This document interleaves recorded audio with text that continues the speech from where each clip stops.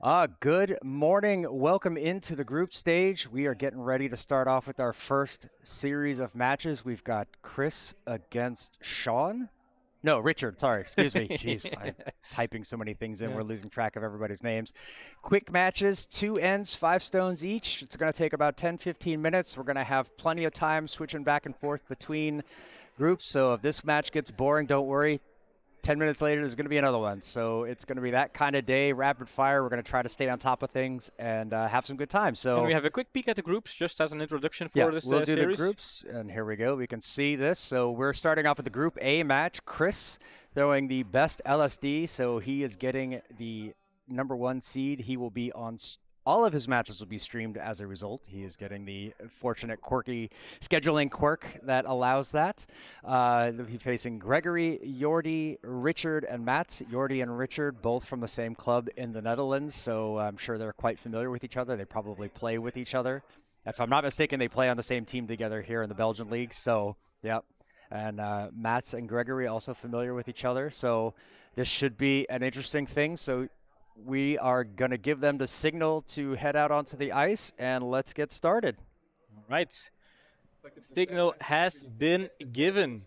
So we do need to find out who is the hammer.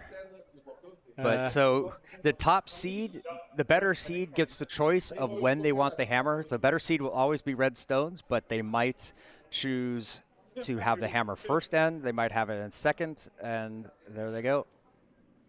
And now they're waiting around. No, Chris is the red stones. Yeah, Chris is red stones. Can somebody... Gary, can you go out and say Chris should be the red stones, please? Yeah. Yeah, the better seed's always red. So I think they're looking at it. A lot of times when you have the hammer. Just coming in. Yeah. Chris is the red stones. Yeah. Yeah. Okay. Yeah. There we go. They figured it out. Yeah. Okay, so Richard will have the hammer in this first end. Chris will be playing with the red stones. We got them in order. Yeah. So we do have to remind people that it's that. Oh, we have the wrong. We'll sort it out. Don't worry. They'll figure it out. Let's get the stones in order. There we go. And there's the handshake. Opening handshake. And away we go. We also have another match going, 2 other matches going on sheet A. Everything will be going on at once. Sheet A and sheet C have Richard and Don on sheet A, and then we have Sean and Magali on sheet C. So, little quick refresher. This is a modified version of mixed doubles. So, no stones starting out. 5 stones before you can hit anything.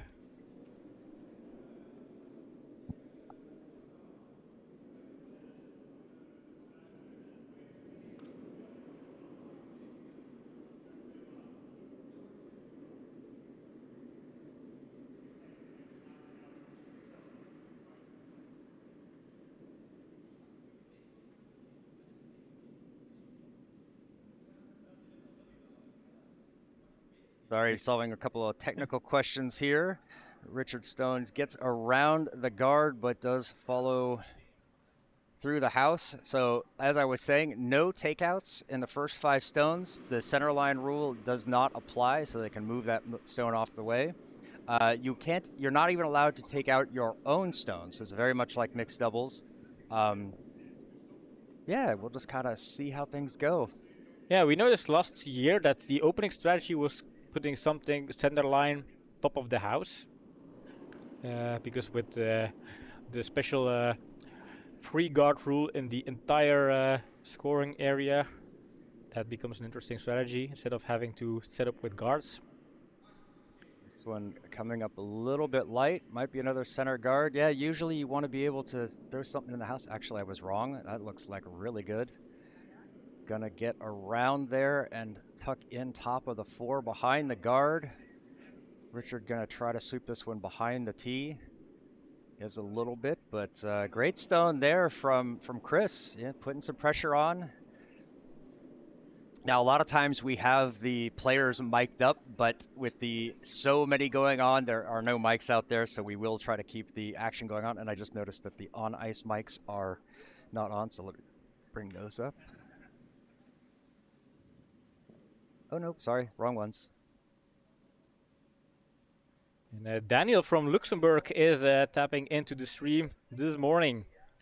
Daniel, he was kind of on the fence, trying to decide whether to join or not join, but because of the BTL and other tournaments, March, April was a very busy period, so he had to make some choices. I think it's an excuse, and he was just scared, and he's afraid that people would beat him so mercilessly.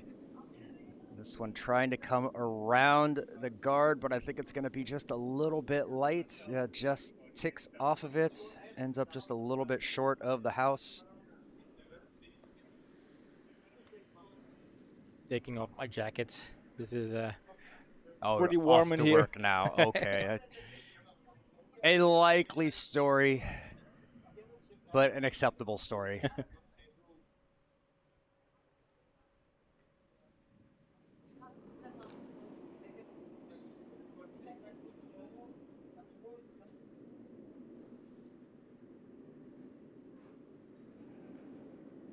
All right. Takeouts are now allowed. Oh, no, sorry, next stone. Next stone. So no takeouts just yet, but this one coming in, that's going to chip off.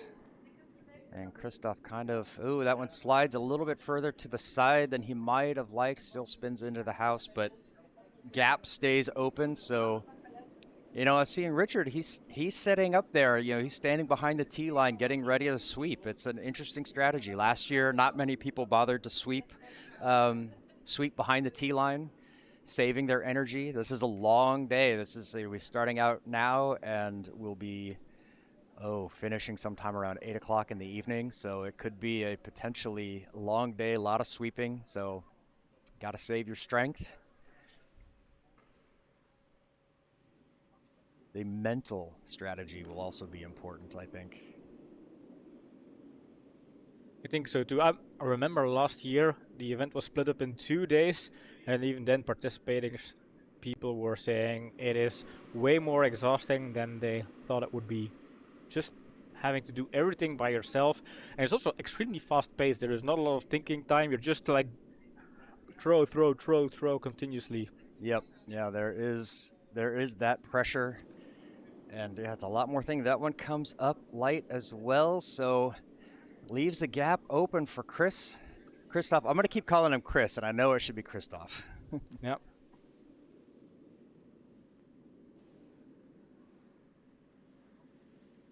Or we should call him Fish. Fish is the better. I think that's the term he would like. That's what everybody calls him, yeah. Christoph de Vis, which translates literally to fish, so the fish. But he was also a last-moment replacement for Chris van Rosmalen, who unfortunately had to withdraw due to a family emergency.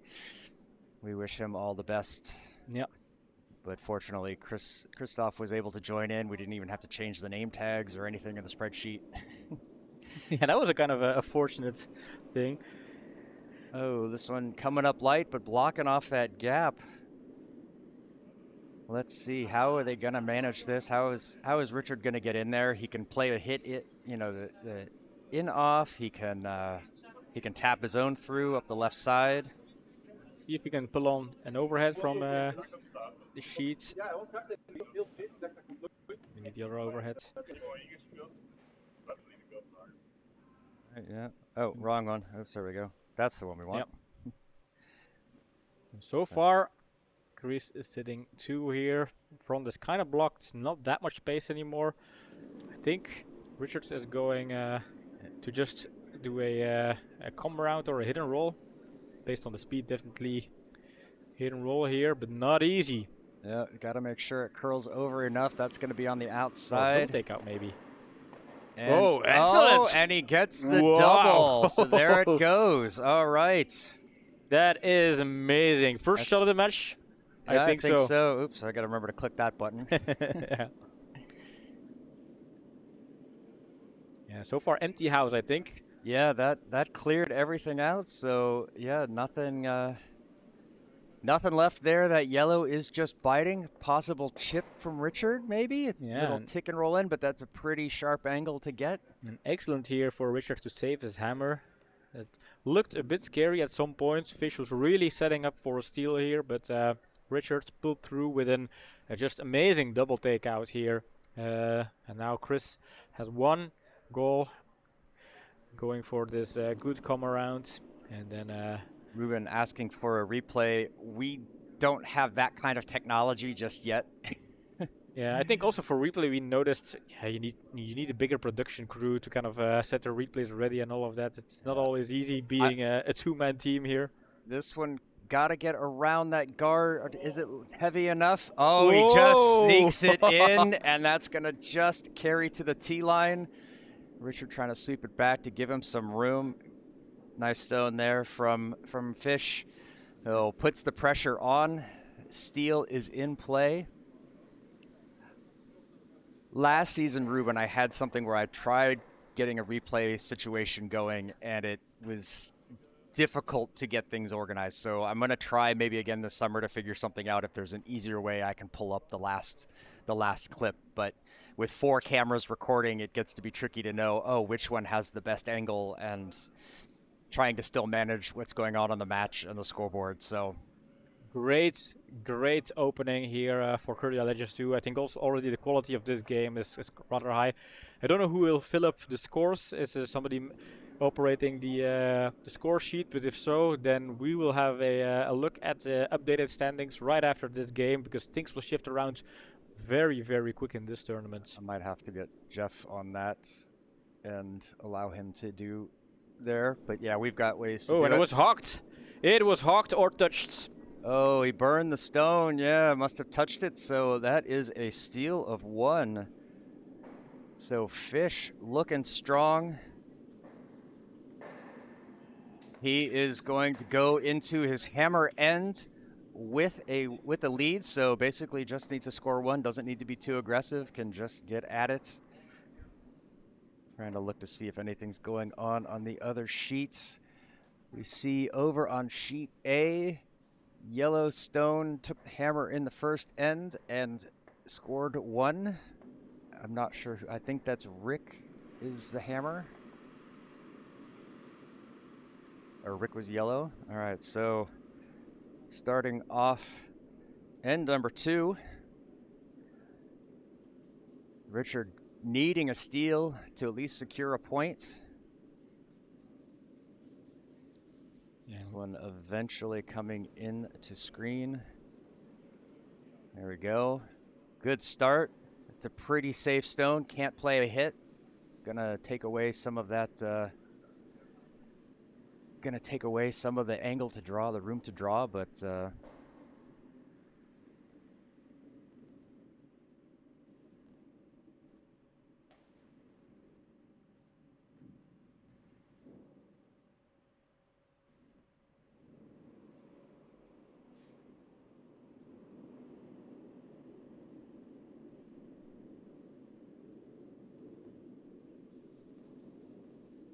Fish coming in with his first stone here. Fish has a pretty good situation here.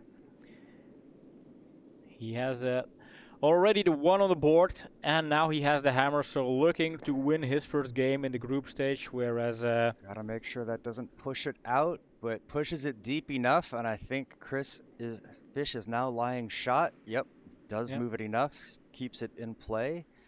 That's a good strategy as well.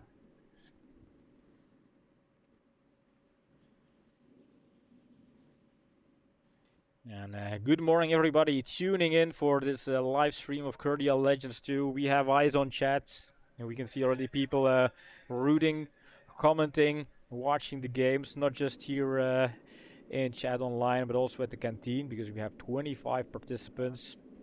There will always be 6 on the ice competing, but the other 19, or basically in the canteen, enjoying the coffee kuchen, the croissants, the coffee, the atmosphere, friendery, the whole Curdia community. This one sliding into the house. Is this going to carry past the tee? It will. Does not get. I think it's about half buried. Yep. But still with no takeouts. that stone is going to stay there. But Fish, you know, he could easily come in.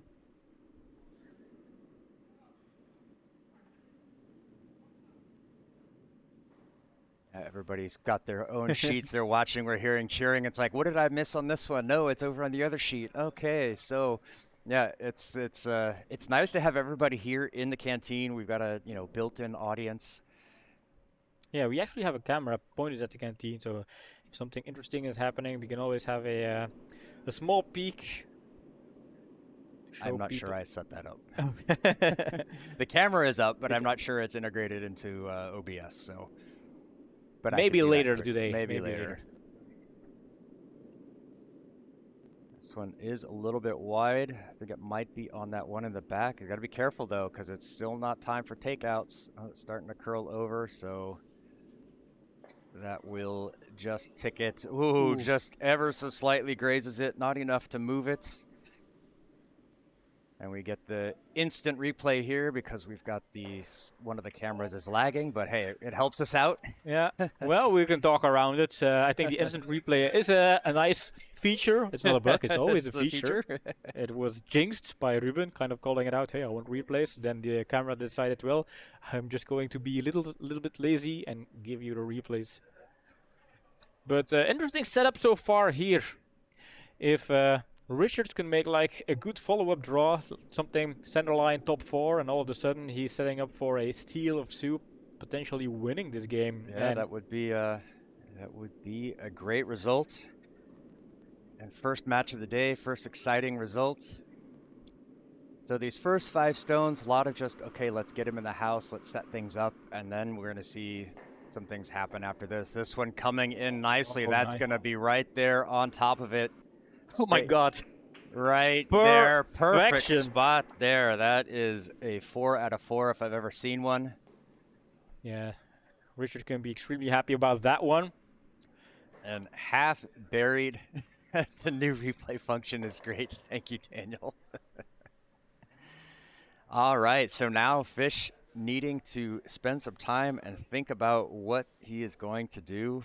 Did he feel the eyes of his fellow teammates? Curdia Legends Jeroen burning as he is making these tough decisions. The judgment, yeah. The judgment is there. I mean, I think that's a nice touch, having the former legend just standing there. Just his presence alone, the gravity of him being out there, I think it is influencing in all kinds of ways.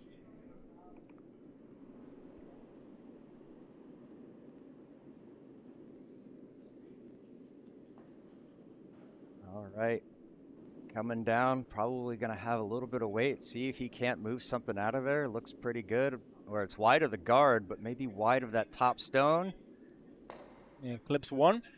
Clips one, gets it out, so trying to save. And on instant replay. Ooh, we just heard the call for the next round of matches. Yeah. Gary versus Brom here on the broadcast. I'm looking forward to that one. That is a couple of titans going after it. For me, this is already kind of a prelude to a potential final, but for them, this is a high-stakes game. Both of them want to win. Gary said, I want to do better than last year, which is basically winning. Same for Bram, and they already, first game of the match, first game of the tournament, they have to face each other. So we had the same situation last year with Jeroen and Gary facing each other in the first game, and then meeting up in the final again. So deja vu here for Curdia Legends 2, but for Bram and Gary, the suspense is real, but let's not get ahead of ourselves as we can check out whether Richard can follow up with a similar good draw and force. Weight looks pretty good on this one, but it's a little bit, wide. Light, though. It's light. Oh, that is coming down a little bit light. There will... But it's potential. I think it covers the gap there. That's going to be a pretty tough one if he wants to try to run it back. It has potential. It blocks the draw for the Fish. He can tap it through with his last stone. It's... I think it's an interesting stone here. Yeah. Could have been deeper, obviously, but as a secondary option, as a plan B, it has a sneaky value to it. Yep. We see the next round of players heading out there. I don't know if we have people in the canteen from Team Verreken for a potential post-game interview to join us with the couch, but if they are listening over hearing us, they could get ready to pull in maybe Richard or Christophe, depending who will win this game. I honestly not sure we'll have time for because any interview. Next participants out there. That's the. But they can be on the couch and we can just swap along like we did with the LSDs if there's a little bit of that time or thinking time. It's always interesting to have extra people in here. Daniel's saying the hole is there, but it looks like Fish is not taking the bait. He's going. That's a nice touch.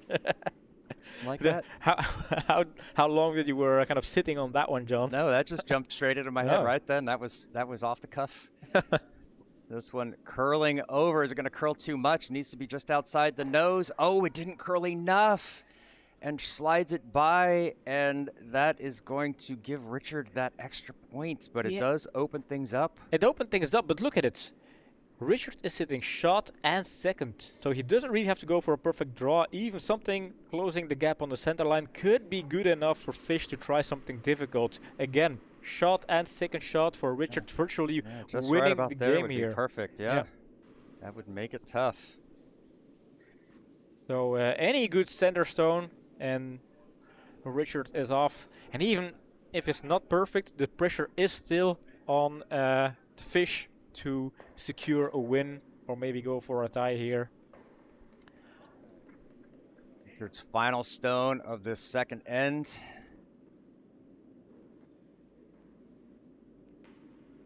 Just needing it to curl over, plug up that gap. But every stone matters too. Every point, every end. So yeah, there's always the best of the rest stuff that's out there. Oh, this one is deep. If it gets behind the tee, that's going to be trouble. Yeah, double trouble with a double takeout. Sitting third. Are we going to see some weight? Just a nose hit is good enough. Yep, just a nose hit will give Fish the win. Yeah, that's a disadvantage. The gap is wide open to reach the shot stone, second shot stone, third shot stone. But any miss, and there is a potential scoring opportunity of 3 stones for Richards. And Daniel saying, can we tell Fish that measuring with the broom is against the rules? And it's indeed kind of against the rules. That is true. You are not. You can look at it. You can guess. You can put your broom next to it, but you can't actually touch it. Yeah. You can hover it above and say, I'm not touching the ice. I'm not touching the stone. All right. Fish for the win.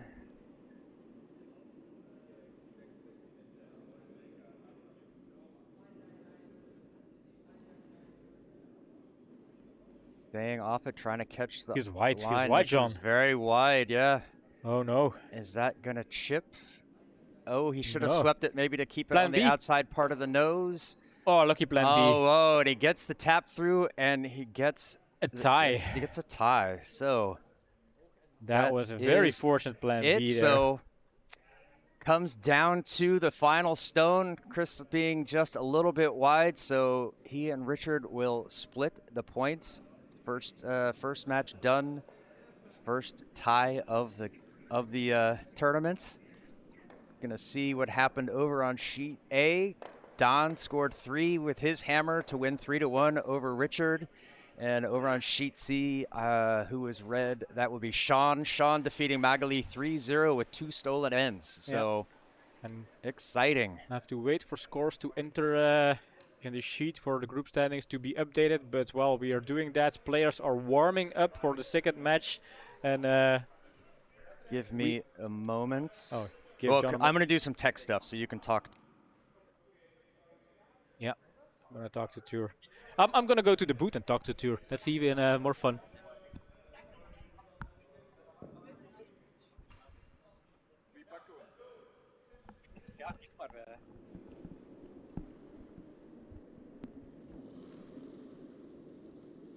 Right. Hier heb je, nee, dat is een, je hebt je micro moet hem wel nog aanzetten. Alright. Christophe, come and join us. Ah ja, ik ga die even... hij hoort niet rechtstreeks. Momentje. Nee, hij mocht tussen ons zitten.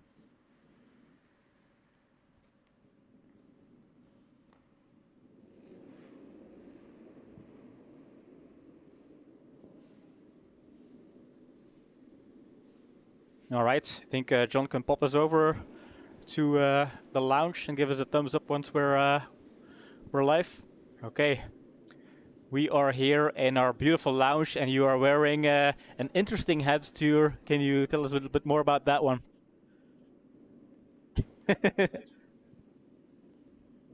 It kind of looks pretty legendary to me, to be honest. And I'm holding two mics for some reason. This is supposed to be Fish's mic. I have a headset. Fish is coming. Fish can join us here. It it was a tie. It was a tie. He had an opportunity to win with an open takeout, but Richard also had an option to steal two. Fish, come and sit in between us. We will make some room on the couch. And here is a second time on the couch today, Fish. So, how did you experience this first game of the tournament?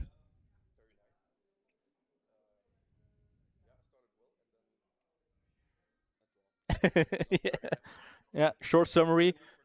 Yeah, because for a moment there, if Richards was like putting something top of the house center line, blocking kind of the straightforward draw, you were facing a difficult shot, but he was kind of heavy, and all of a sudden you had to go for a tap in, a takeout, no set takeouts.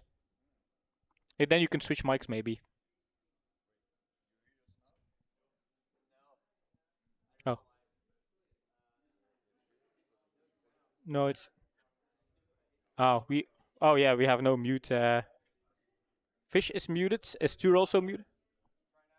Let's try now.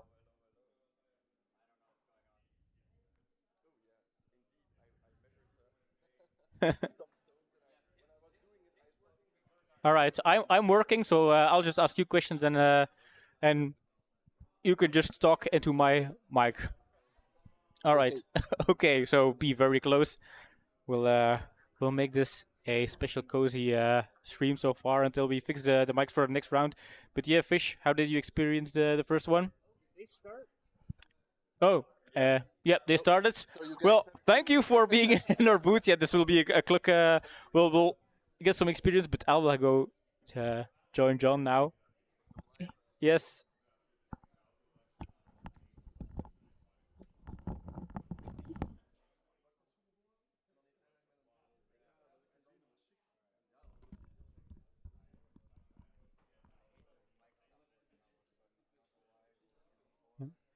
Can I pop to the ice or? Yep. All right. We are starting game number 2 here.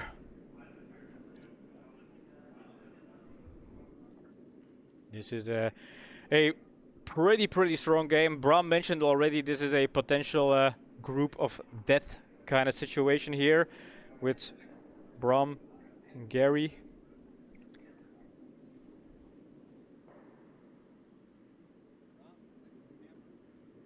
I'm not muted. Bram with the hammer on this one.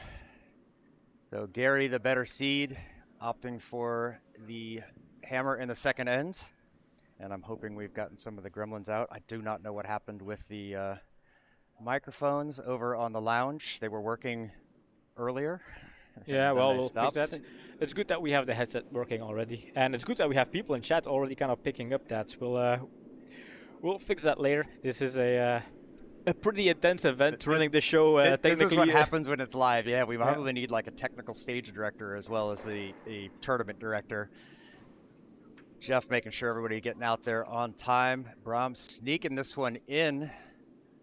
And that is going to be very nice. Taps us through. What are we looking at here? Shot for sure, possibly first and second. That red biter on the side. Yeah, me and technology, despite being an IT guy. Well, technology has this kind of interesting fact that it knows when you're live or when you're doing a demo or when you're presenting. It fears that, or it smells that kind of fear, and then it could just say, you know what, here we go. I'll just. Well, that was always a thing. Like a lot of my jobs, I'd get somebody would be having a problem, and they'd ask me to come help them look at it, and I'd look at it, and it would just magically be fixed.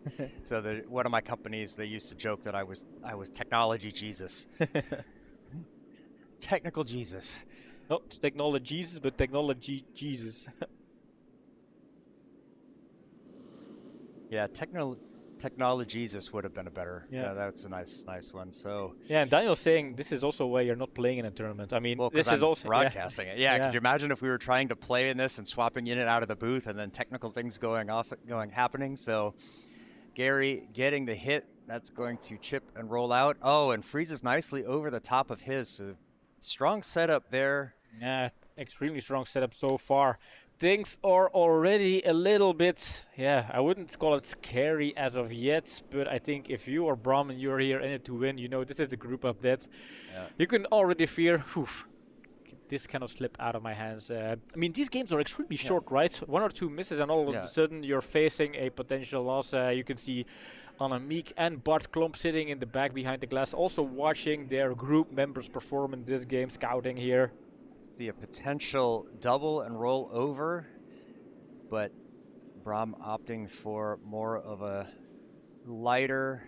He is drawing over that way, does want it to hit and roll. Yeah, I think he is still shot, right? But this He's might still overthrow. shot, but this will... No, this is going to be nice. This is going to tap and roll over. Oh, but it's too light. It's going to... Yeah, I think he wanted to do a come around and just sit behind the 2 red ones in a shot position. Yeah, that would have been a good one too. I was looking at the possible hit and roll over underneath, get rid of those 2 reds and roll into a tight position, but... Yeah, I think the takeaway, remembering last event, is keep it simple sometimes. I mean, 5 stones is not a lot of time to fix things while your opponent is just redrawing and redrawing. Yep. So little mini slam there. Brom not happy. No. Complaining about not being able to get the ice, and yep. I mean, that's the thing. You cannot blame, oh, the skip was giving me wrong eyes or the sweepers were not estimating that. It's all on your shoulder. There is nobody else except for technical Jesus. What was the Yeah, see, that's a hard one. Technologies, but that's a tough one. So yeah, let's call him curling Jesus. Yeah.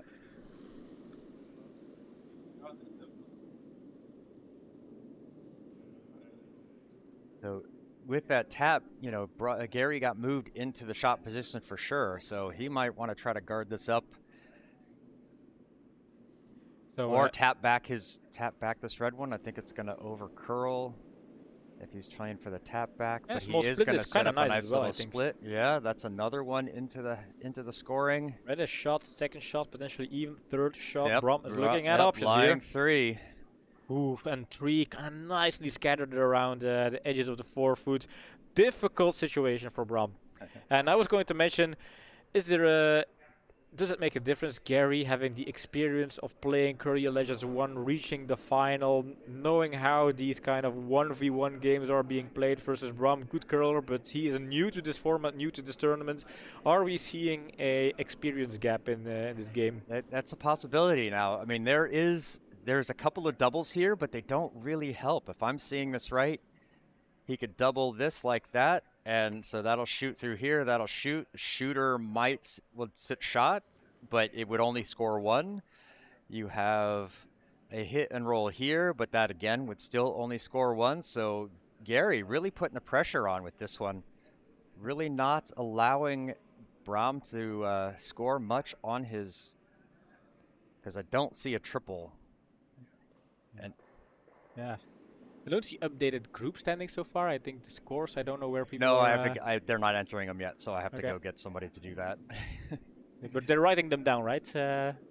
Hopefully. I mean, God, I hope so. I just make sure that.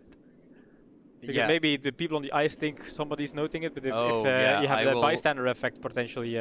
Oh yes. So, Brom going with the takeout here, trying for a double. I make sure. Maybe going for the triple here. Oh, but he hits his own, but he does manage to secure the shot, so he does score 1.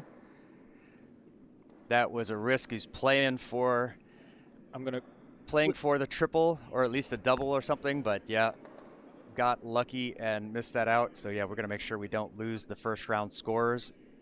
It was 3-1, 1-1, and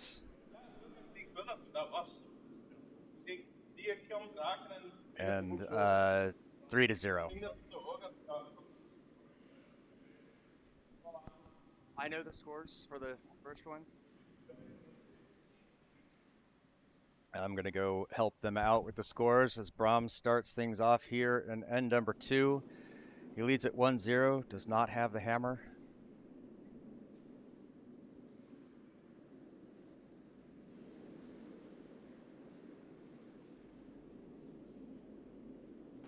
Yeah, Brom kind of saved themselves from a very scary situation. Taking the lead in this game was an important 1 point to score here on his hammer. Not the best hammer efficiency, but given the setup on the ice, I think he squeezed himself out of a potential scary situation there.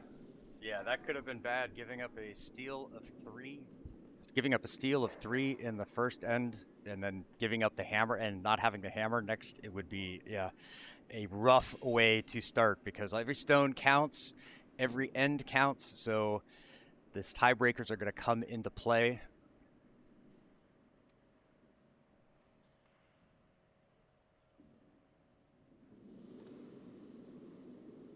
And for Gary, this is where it all matters. Your hammer, 1 point down, and again, we don't want to overestimate the importance of this game, but I think everybody knowing the quality level and the ambition of both players, they know this is already a very strong face-up. Both players don't really want to shoot themselves in the foot and have a rough start of the tournament.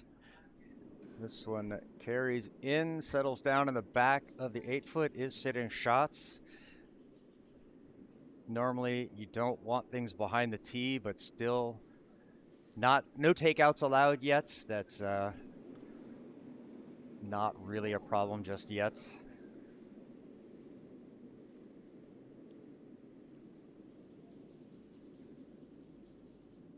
Problem with a much tighter line than we saw during the LSDs. So I think people were seeing that, hey, don't need to go too wide on the ice. Especially that side of the B sheet tends to be a bit straight. Now Gary sanded the stones a bit to get some more curl. That was, I think, much needed addition. Look right at this. There, just behind the pin. Brom's going to wish he had had that during the LSDs. Pressure from the Bram Slam, man. Gary needs to fix things, but takeouts is not an option to do so yet. What is happening on the other sheets, John? Do you have a quick update? I can see sheet A, yellow is leading with 2-0. Mats scored 2 off his hammer. And I also see that Felipe scored 2 against Jorde off his hammer, although they are playing the wrong color stones. Yeah. So Felipe is winning, and it's good for the scorekeepers to kind of notice there's those colors. I think that's also something we'll have to tell the volunteers. Make sure you kind of have attention to these small details, because a lot of things are riding on assumptions that people play the right colors, of course. Yep. And look at this draw. Look at this draw. Oh, that's coming in nicely and perfectly on top. A little bit of a tap back. Gets a round of applause here from the crowd. Big round of applause here. Half buried. And you can see Bart kind of looking kind of worried. I have to play both these guys later in this group. Yep. Study the ice. Study your opponents. Absolutely. Not an easy pick out there, but there is room. So yeah, we had a first complaint, by the way. A first official complaint from one of the players sitting in the hot seat earlier on a meet. She said, I threw the second best LSD. I was under 100. Only 2 managed to do so. And now I am the top seed of the group of death, having to kind of face these guys to reach the knockout stage. Well, yeah, I mean, if you want to be a legend, you have to be able to face good players. There is no easy route to a legendary title. Sorry. Yeah, imagine, you know, the winner coming out of this group. They will certainly have bragging rights. That's for sure. Whoa. Gets the tap and moves it. Oh, what a beautiful stone. Wow, and another round of applause. What a game. What a game. 2 heavyweights throwing their haymakers at each other. They're not letting up. Ooh, stone kicking in from the other sheet. That was a heavyweight stone over there. Yeah, that's hard with these 1 versus 1. If you throw a takeout, there's no kind of teammate to catch stuff. Yep. Let's see. We have Jeroen standing over there on the scoreboard. I don't see if we don't have another. So only 1 volunteer out on the ice right now. Yeah, but updating the that's all scores. right. There isn't a whole lot to really do. It's more of like rules things. They're going to rotate through. However they want to manage the ice, that's up to them. We just have to make sure that when they go out, everybody Yeah. knows what color they're supposed to throw. For us, it's important that the scores feed into our system correctly. Yep. Because if that's not the case, then the whole thing falls apart. We can always ask players what happened, but yeah, it's a good thing I looked at the scores and I have like a memory, like a bear trap, just holds on to it. Feel the concentration here, no thinking clock. So people take the time to go through their focus routine. Important game. Is this going to be a double takeout or a hit and roll? Going for this hit and roll might overroll a bit too much. It does. It catches. But it's shot. Is it? That is going to be shot. It is. Yep. Shot stone for Gary. Gary with the hammer. Pressure again on the broad shoulders of takeout Tiger Bram. It's behind cover, but it's Bram, so he can run it back. You must think that you're in. Hey, that's the most emotion I've seen from him on the ice in a long time. Yeah. You see what? Really calm, cool, collected when he's playing. Doesn't let his emotions come out on his. Doesn't wear his emotions on his sleeves. But nice to see him smiling and having a good time. Freezing out there in the. Well, he's wearing his little hat. Got his hat, his jacket. He's got a couple of layers on. I noticed he put a couple of heavy layers on. Important stone. Already on the broom, sweeping hard. Sweeping was one of his multiple skills. Ron was one of the guys that he was a full all-rounder. So is Gary. Two all-rounders facing each other as we can see this draw come in. Oh. Tap on the back stone, but it is shot. Yep. But it leaves Gary with an opportunity. Now with the guard in front of it, I don't think he can really do a good takeout, but a subtle nose hit should be possible. Even the freeze would be extremely good.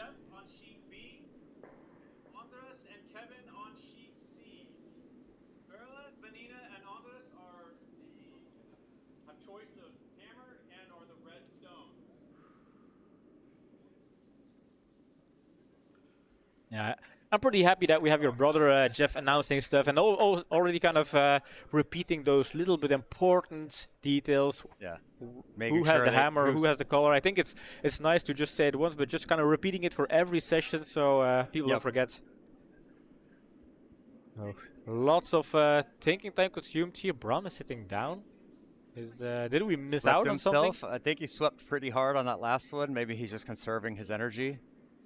I hope that's it. I hope it's nothing major. Or maybe I think he's evolving, John. He is evolving.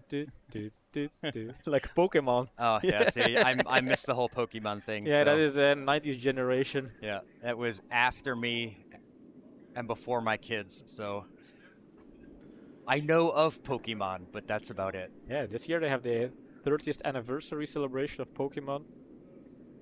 This one needs to curl over. Yeah, it is wide.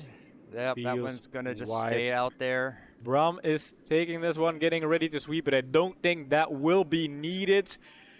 Scratching the back of his head, he can smell the victory. A little bit of a disappointment over on Gary, just being wide and heavy, and those two elements, they enforce each other. If you're heavy, it doesn't curl. If it's wide, you cannot kind of sweep. One good guard and Bram set up for a important steal. Yeah. Not just to win, but you have that important tiebreaker of winning both ends. Yep. That will go a long way.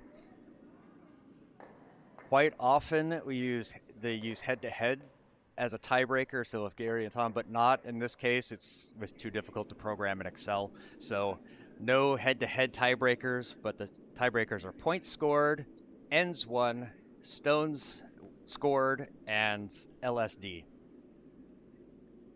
And what a way to withstand the pressure early in the first end of this game, and now settling for this stone. A little deep, but a freeze isn't going to be terrible either.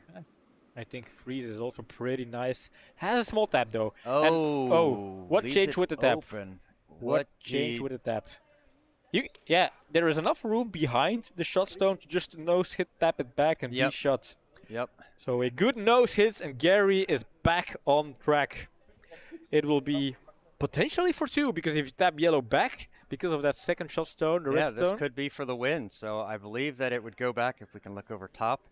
Yeah, that shot stone would come back, be sitting second and or third, and then the red stone would be there. So No sit for the win for Gary. we saw that already in the first match between Fish, with Fish, and unfortunately did not get the to get it there. But we love it. If every match today comes down to this final stone, I'll be happy. Yeah. That will be some exciting outcomes. You can feel the suspense. Final stone here of the match. He was Very heavy and wide. nose hit. Needing a nose hit for a win. Oh, but this is wide. It'll catch. It's going to catch the yellow, but is it going to do anything? Ever so no, slightly, it no. jams it over, and so that is going to be a steal of 1 for Bram. And with that, he takes a victory. Yeah, not just victory in this game, but he is taking the lead in the group of that's such an important position to fight for.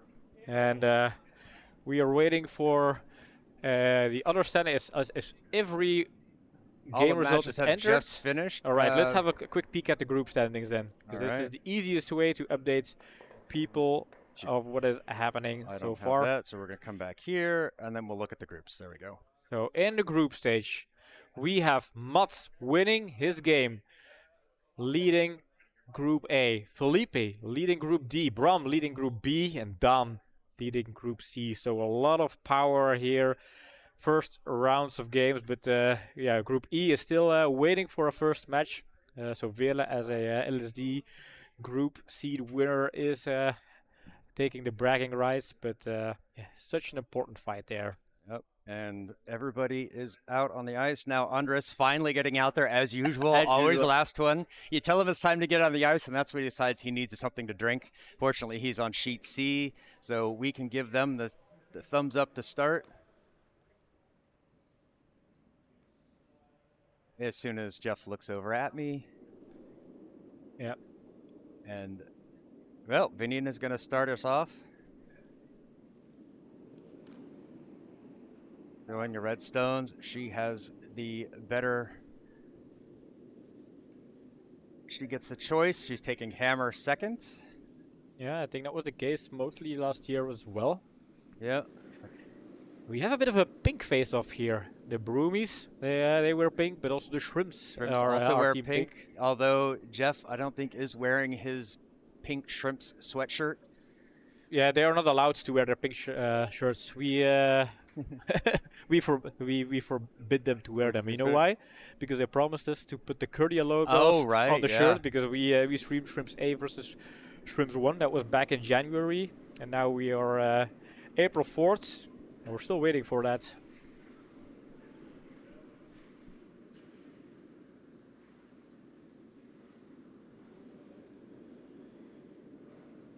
Ruben is in chat, and he is making sure it's coming. As we can see, a center guard here for Jeff.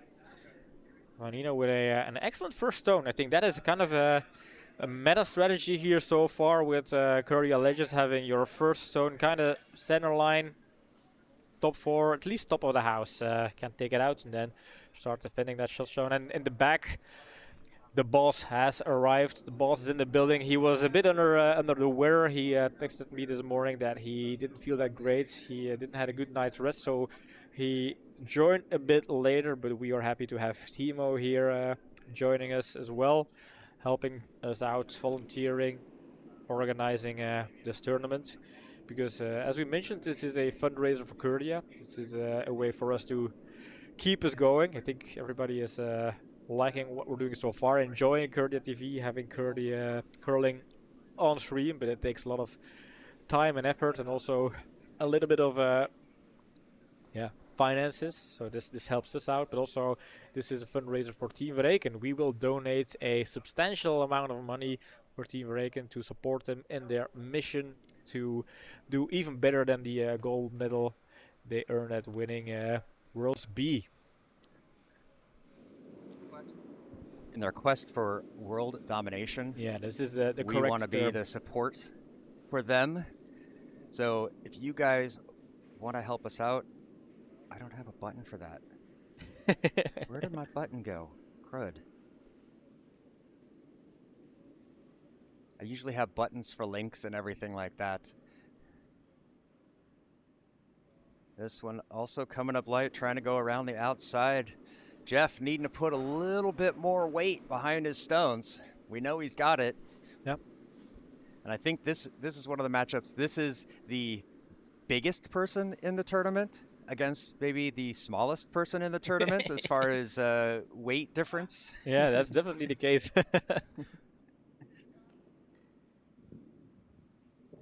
Bigger is not always better. And that's one thing I like about this is that it's men against women, it's equal.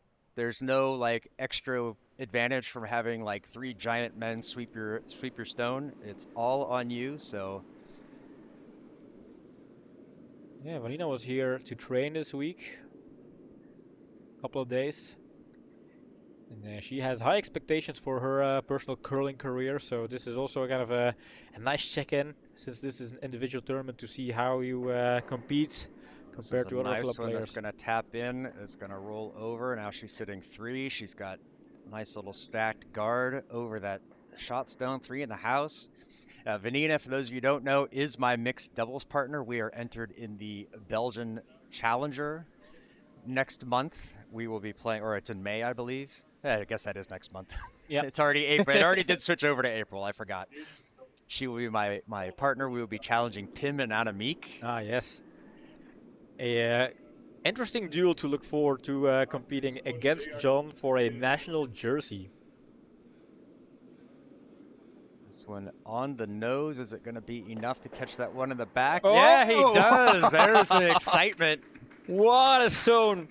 And a round of applause here in the canteen. This is an excellent zone, and all of a sudden, yellow is sitting shot, taking care of 3 red shot stones from Vanina, claiming the center line and shifting this end so far. Yeah, that changes things quickly. Yeah, and you don't have time to recover if you feel disappointed. Well, the core skill here is just to continue, refocus, because 10 stones in total. This is no time to mourn, no time to feel sad. Just settle. Yep. Get right into it. Hella asking if Fish has a coach, or is it the number girl we're seeing by the scoreboard? Yes, we have 2 lovely number girls this morning. We have Timo and Jeroen out there supervising the ice, making sure things stay on time, stay organized, make sure solving any rules questions. Yeah, we did a quick survey with our participants, like what if Timo and Jeroen would play each other in a Curdia Legends duel, 1v1, who would win? I think out of we had 25 votes, of course, but Jeroen had about 75 to 80%, which makes sense because he is a reigning curling legend, obviously. Yeah, he has obviously earned that respect. And Vanina with the perfect follow-up, the tap to the button, brings it back to her favor. We have been treated so far. I mean, not a lot of blowouts or misses, just excellent shots, one after the other here. Looking really good there, but Jeff knows what he needs to do. He can just tap that yellow one back. Would be sitting pretty strong. Trying to see if they've... No, both still going on over there. We've got Andres and Kevin on sheet C, not number. And we have Verla and Mauro on sheet A. Yep. Keeping an eye out where we can. Yeah, is Andres going to reach the semi-final again, like he did last year? I think that could be his personal goal. I think anybody who played last year wants to do at least as well as they did. Yeah, I think so. You feel like you have the edge, you have the experience, you've experienced playing Curdia Legends, playing this 1v1. This one wide, is that going to chip on the red? It does, chips red onto yellow. And I believe that, oops, wrong thing. Yep, Vanina sitting too. So she can put up a guard and be sitting in a pretty good spot to steal. Jeff has options, but none of them very easy if Vanina gets this one right. Yeah. Vanina is sitting in a pretty strong position. She's got several options too. She can put up a guard here. She can draw something in behind, get behind that guard there, and so she can make this extremely difficult for Jeff.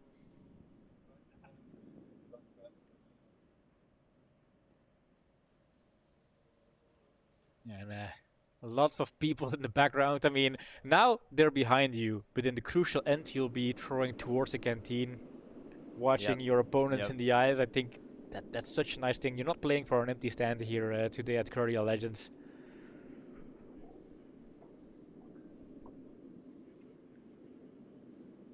Feels a touch on the heavy side. Little chip and roll in. Ooh, taps through. That's going to go out the back, so just a little bit heavy there. Ooh, and Hella saying, I can only hear Pim on the couch, no one else. I think Hella is kind of behind on stream. Behind on the stream. Yeah, we had issues with the microphones that were working earlier on the stream. She's not hearing this, but maybe she'll catch up. So Hella talking from the future here. If you see that little live icon in YouTube, press it and you will jump forwards. Yeah, that was quite a few minutes, quite a while ago. Indeed. Yeah. Oh yeah, because she talked about fish. So fish was, yeah, that was the first match of the morning. So yeah. All right, Jeff needing to do something here. Vanina sitting strong. Got some weight behind this one. I think that's going to pick off the top. Probably needed to hit it there, but so Vanina is going to get the steal. Excellent take it. I mean, we have to keep in mind that Jeff is a shrimp. He hasn't been playing for longer than a year, and delivering that type of takeout for just being kind of new to the sport, for me, that is already pretty impressive. Not even 6 months. I think they started around January. So yeah, that's it's good to see these guys like Joran and Jeff jump in and try their luck at this tournament. So it's in January. So January, February, March. That's basically 3 months. Yeah. And already, Joran, I've seen, he's one of the shrimps that's really impressed me with how quickly he's improved just in that short period of time. So I expect good things out of him. And Jeff, not too bad himself. There's one of our number girls, as Hella like to refer to him. Yeah. All right, so Jeff getting things started here in end number 1, knows what he needs to do. Not following the stone there. Yeah, just saying, hey, this feels all right.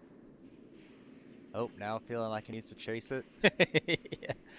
Bit of lag over on Jeff's side. And as you can see, playing with a step-on slider, just kind of confirming how new he is to the sport. That's a great stone, right on top of the forefoot, exactly where you want to put it. Yeah, yeah. His early session. Let's see.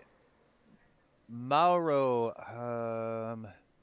over on sheet A. Mauro scored 1 in the first, so they are just about to start end number 2.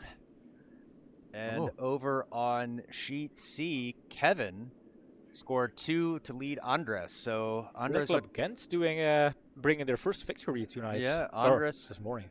Andres, yeah, who knows what time it is? It's all a blur. Yeah, you tend to forget. Yeah, I was up until 3:30 in the morning getting stuff ready and getting up at 7. Yeah. It's still pretty much nighttime for me.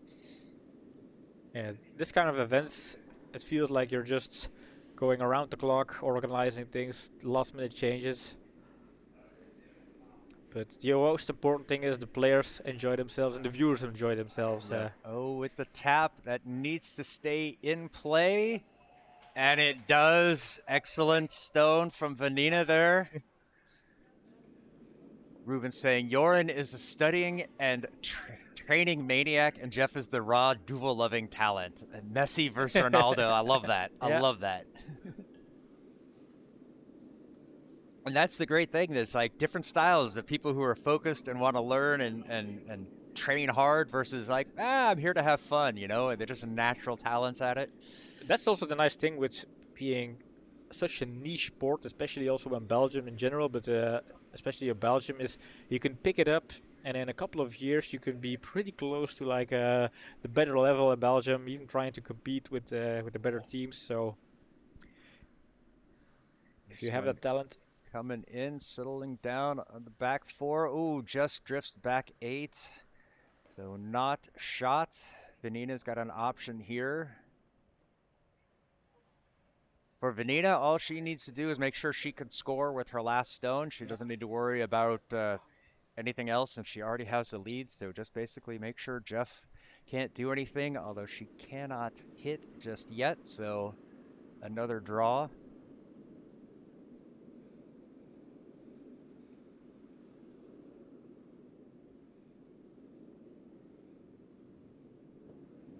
it's always nice to see like going down like deeper and deeper in a game. You can see the focus The time focus increasing. rises. Yeah, Yeah, everybody's getting a little more like at the beginning. intense and having a good time, laughing, giggling, and then it becomes focused.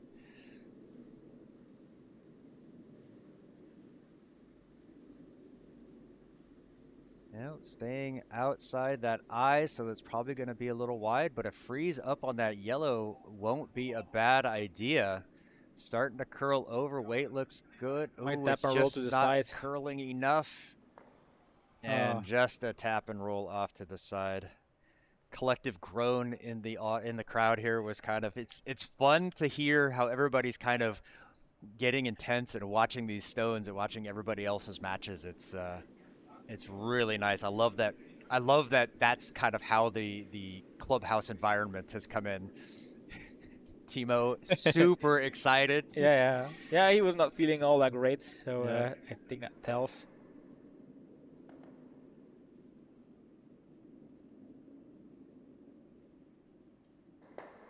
Jeff needs to do something here. Looks like he's going to be opting for the takeout. Try to get rid of that red one. Sit 2. Oh, make sure. Yeah, always trying to catch that step on slide. You don't want it to kind of slide into the other sheets and then accidentally causing a very dangerous. Oh, this one's over curling. Is that going to tap on his own yellow? I think it is. Will it push them both out? Gets rid of, moves the one, slightly improves that other one, but now Vanina can hit, so that's an easy hit and sit for 3. Yeah. Red is still shot, right? I think Yes, it's slightly red is- closer to the 4-foot circle. Yeah, red is shot. We can see Yep. it's almost biting it, so yeah. But not a whole lot of place for Vanina to roll over to get things hidden, so still might be a possibility for Jeff. Yeah, good thing here for Vanina. She has hammer. She already has the stolen point Hit and in her roll over pocket. that way would be good. Even if she could roll over something there, that would be nice. Kind of leaves things in the house. So Jean, like, what if you're in this situation? You feel like, okay, this might be a win, but you fear, what if I don't win my group and I might need those tiebreakers to be in that best of the rest top 3? Would you start to tailor in some strategies to score big? Because I think there are only 5 group winners. You have a 20% chance of winning your group. So having that strategy for tiebreakers out there, I think could be important I today. think so. Oh, this is not going to curl over enough. Gets a chip, but just doesn't. Jams on the back, so that still leaves another stone there. But yeah, I think you do have to factor that into how you're playing. If you've got a chance, even if you're leading, you sometimes have to say, I want to score more points. I want to be sure I'm near the top of my group. Yeah.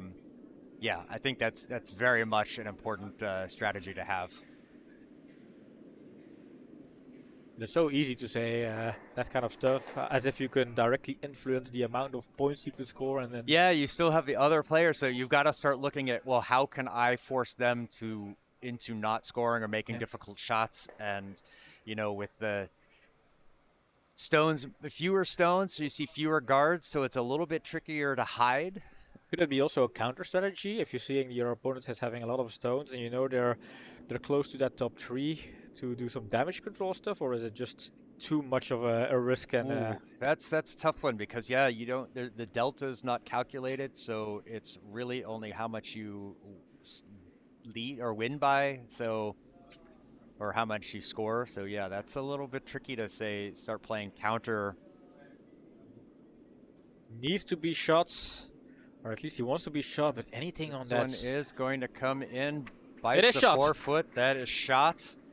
It is wide open. The takeout is there, but it is a first subtle scent of pressure. Yep, putting the stress on. You can see the next group of athletes heading out onto the ice, getting ready, trying to catch back up on schedule. I think we're still a little bit behind, but hey, we've got some breaks built in, so hopefully things will get moving. Yeah, and for us it's a rough schedule, but for the players it's more easier on their personal schedule, basically. Yeah, it's good for them to know, okay, I'm ready to go, or I need to be ready to go. Get yourself focused in that mindset of playing. Important takeout here for Vanina. Cannot miss this one. Gonna jump on with the broom right away. It feels a little on the tight side. It's got to catch something. It's going to hit. Doesn't want it to jam, so actually that's going to be okay. Oh, it does jam. And she taps her own out of the way. So what are we looking at? Shotstone, red wide open house. Shots, yep. I think, yeah. That's not a terrible result for her. No, indeed. If you're Jeff, a corner freeze up against a redstone, you want to be shot, and you want to be shot in a position where it's hard for your opponent to take it out, and they have to kind of decide, am I going to risk it, or am I going to do a better draw? But a better draw means going into the forefoot. That's the kind of situation you want to create for your opponent. And I think corner freeze up against the redstone could be the way to do so.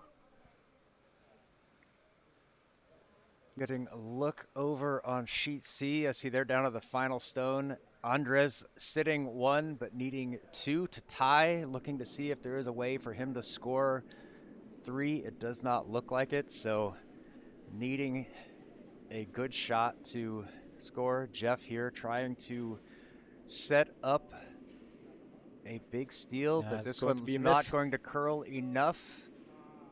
So, oh, that one just slides through. And always risky going for a takeout like this. And now all of a sudden, Vanina has a an open takeout for 3 here. And if she wants to be bold, she could go for a bit more. But I think going for an open takeout for 3 would be she doesn't have an open takeout for 3. It's only 2. She has to take out the redstone, right? No, she has to take out the yellow.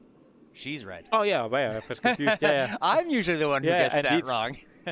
I thought, well, there's a double there if you really wanted to look at it. You've got this this flat double, but that doesn't really help her that much. No, so just an open draw for 2, take the 2 ends, 3 points, a win. I think that is a perfect way to start your tournament, your Curdia Legends route. She already has the win as long as she doesn't overthrow it and pip out her own stone. Was pushed outside. That's all right. That's probably the better place to miss, is wide, well wide of your own. Looks a little like it's going to trickle, it's going to carry past. Yeah, that's going to catch on the back. So I think that was pushed a bit, pushed out and pushed heavy. So just the 1 pointer. Now, granted, there is still the win in the 2 ends. It's just the 1 point for the tiebreaker. But I think that's still a decent result. She can be happy. 2 ends, yeah, 2 ends, 2 points scored. Those ends are the ones that come through first. So it's the first count first. So that's important. I see that Andres managed to score his 2, so a tie over there, or draw over there between Kevin and Andres on sheet C, and Mauro and Ferla. Ferla scoring 3 with her hammer to take the win over Mauro, 3-1. Awesome.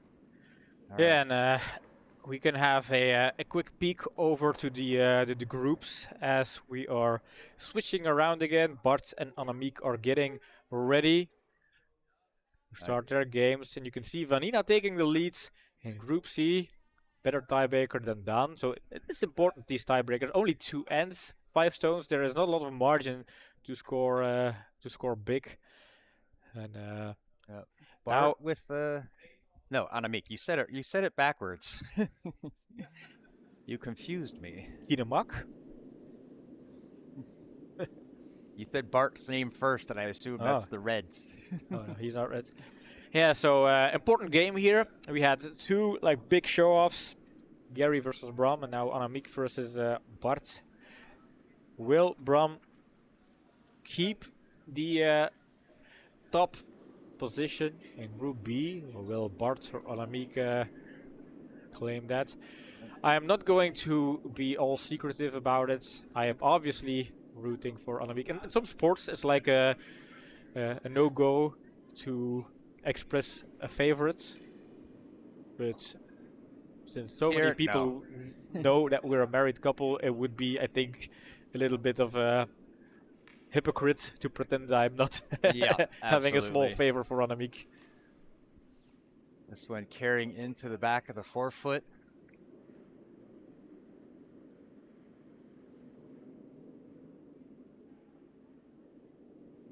Bart getting the hammer in the first end, or taking the hammer in the first end, or probably Annemiek choosing the hammer in the second. Yeah. Yeah, seems to be the meta choice. And over on sheet A, it is Magali against Monza. And on sheet C, it is Gregory against Richard. So we're starting to see people starting to play their second matches. Some people playing their first. I think Monza might be the last person to play her first match. Yeah, and I like with only having 4 female players in this tournament that there's at least a women versus women game out there. That is true. Do you like that, how that worked out? Yeah, because Vanina and Veerle are split up in different groups.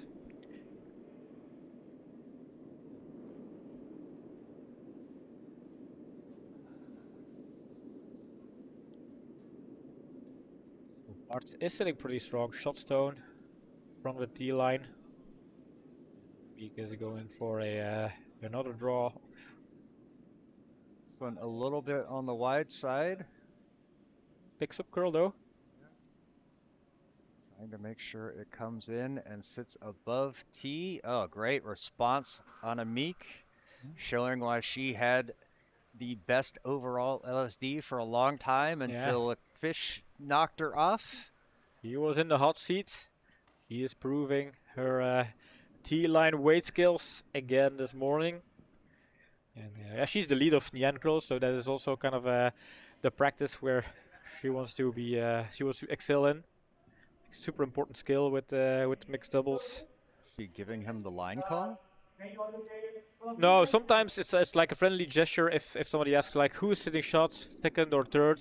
Oh. Yeah, it's a long way to come out there, so you just ask your opponent, am I sitting shot or am I touching? Like that kind of information is sometimes shared among players, because that's the kind of situation that happens. Yeah, keeps things moving, and it's not really a secret. No. You're not giving away a strategy, so. Ooh, this feels on the wide. Is that going to curl over enough to chip it? It might tap it, but just push it behind. Yeah, it just kind of pushes it in a better spot and then rolls off behind. Back of the 12 foot. Yeah, interesting setup here. Now, given the fact that yellow one is kind of on a corner angle towards the shot stone, just putting a center guard is not really 100% protecting your shot stone. Just hitting a yellow on the right side is dealing with the situation. So maybe a small kind of corner freeze on the center line against yellow could work. That could be a good spot.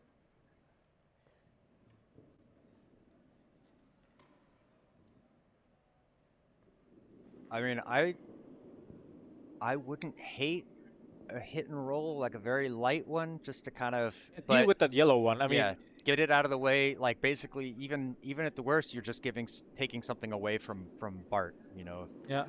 Because if he has to throw, if you hit and roll it, and then he throws a takeout and he doubles them out, well, he's going to be sitting exposed. So you can start taking things away from him. Roll a lot.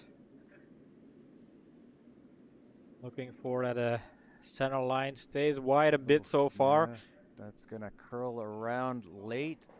It's going to come behind T and freeze up against the one in the back, or tap the one in the back.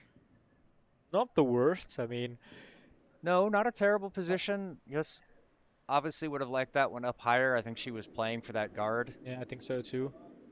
Slightly on the heavy side.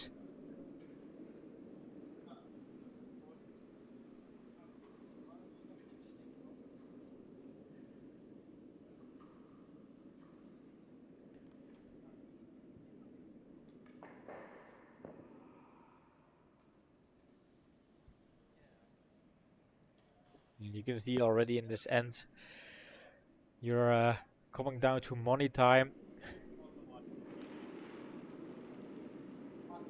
Bart going for a takeout. I don't hate this call. Yeah, I think also Gary and Bram rooting for takeouts just to make sure. Oh, this is gonna overcurl. Nope, he sneaks it in there, runs it back. How And are we yellow is getting sitting? shots. Yellow is shot, but there is a double there for Anamik to peel those out and suddenly leave 2 or 3 of her own there. And that was an Oops. excellent double takeout from Bart.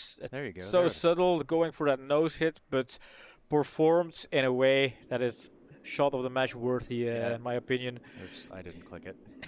Yeah, sometimes I make these annotations like a, a subtle way to give you the hint, but we can always revisit the stream afterwards. And if you're out there watching chat and you find this is a shot of the match, make sure you also drop it in chat so we Throw don't a forget. hashtag in there, thumbs up, something. I'll go back and look at it. Because then we have nice timestamps as well from chat. And if you have the chat open, you'll see that we have the link for supporting us beyond watching and subscribing. And donations will be going to help fund Team Veraken as well as Curdia. So gets rid of one, but it overcurled and slides out. That is a terrible segue between a begging for money and and a line call, but we'll work on it. Yeah, Bart's facial expression was like, tricky one. Do you want to defend this one? Do you want to, I mean, like, you want to score 2 on your hammer, right? I mean, just scoring 1, trying to defend that 1 stone, risking that your opponent just has an opportunity to throw a double takeout and mess everything up. This is like a tactical choice here. What do you do? If the freeze isn't perfect, it's, you know, you've got to hit him. And so that feels like he's going for a hit. He's going to try to take these reds out behind. Yeah, there's a double takeout there if you hit him on the sides. Trying to curl this over, Ooh, and he is going to get it. And it jammed. Does it stay in the house? Oh, loses, gets rid of both red, but loses also the 2 yellows that were there. So, okay, Anamik, now she has the choice. Does she think she can do better than this? Do you think she can freeze up against it? I think freeze up against it doesn't work because then you're not shot. Yeah, but it's damage control. Limit them to 1. But in this what you format, can do is just do a small tap back on the nose where you're shot. The Yellowstone ends up back 8 and serves as a potential jammer. But then you kind of leave an open takeout for 2. Yes. And it's not an easy shot because it has to be perfect in all kind of ways. Yeah, I think the best option is the hit. Yep.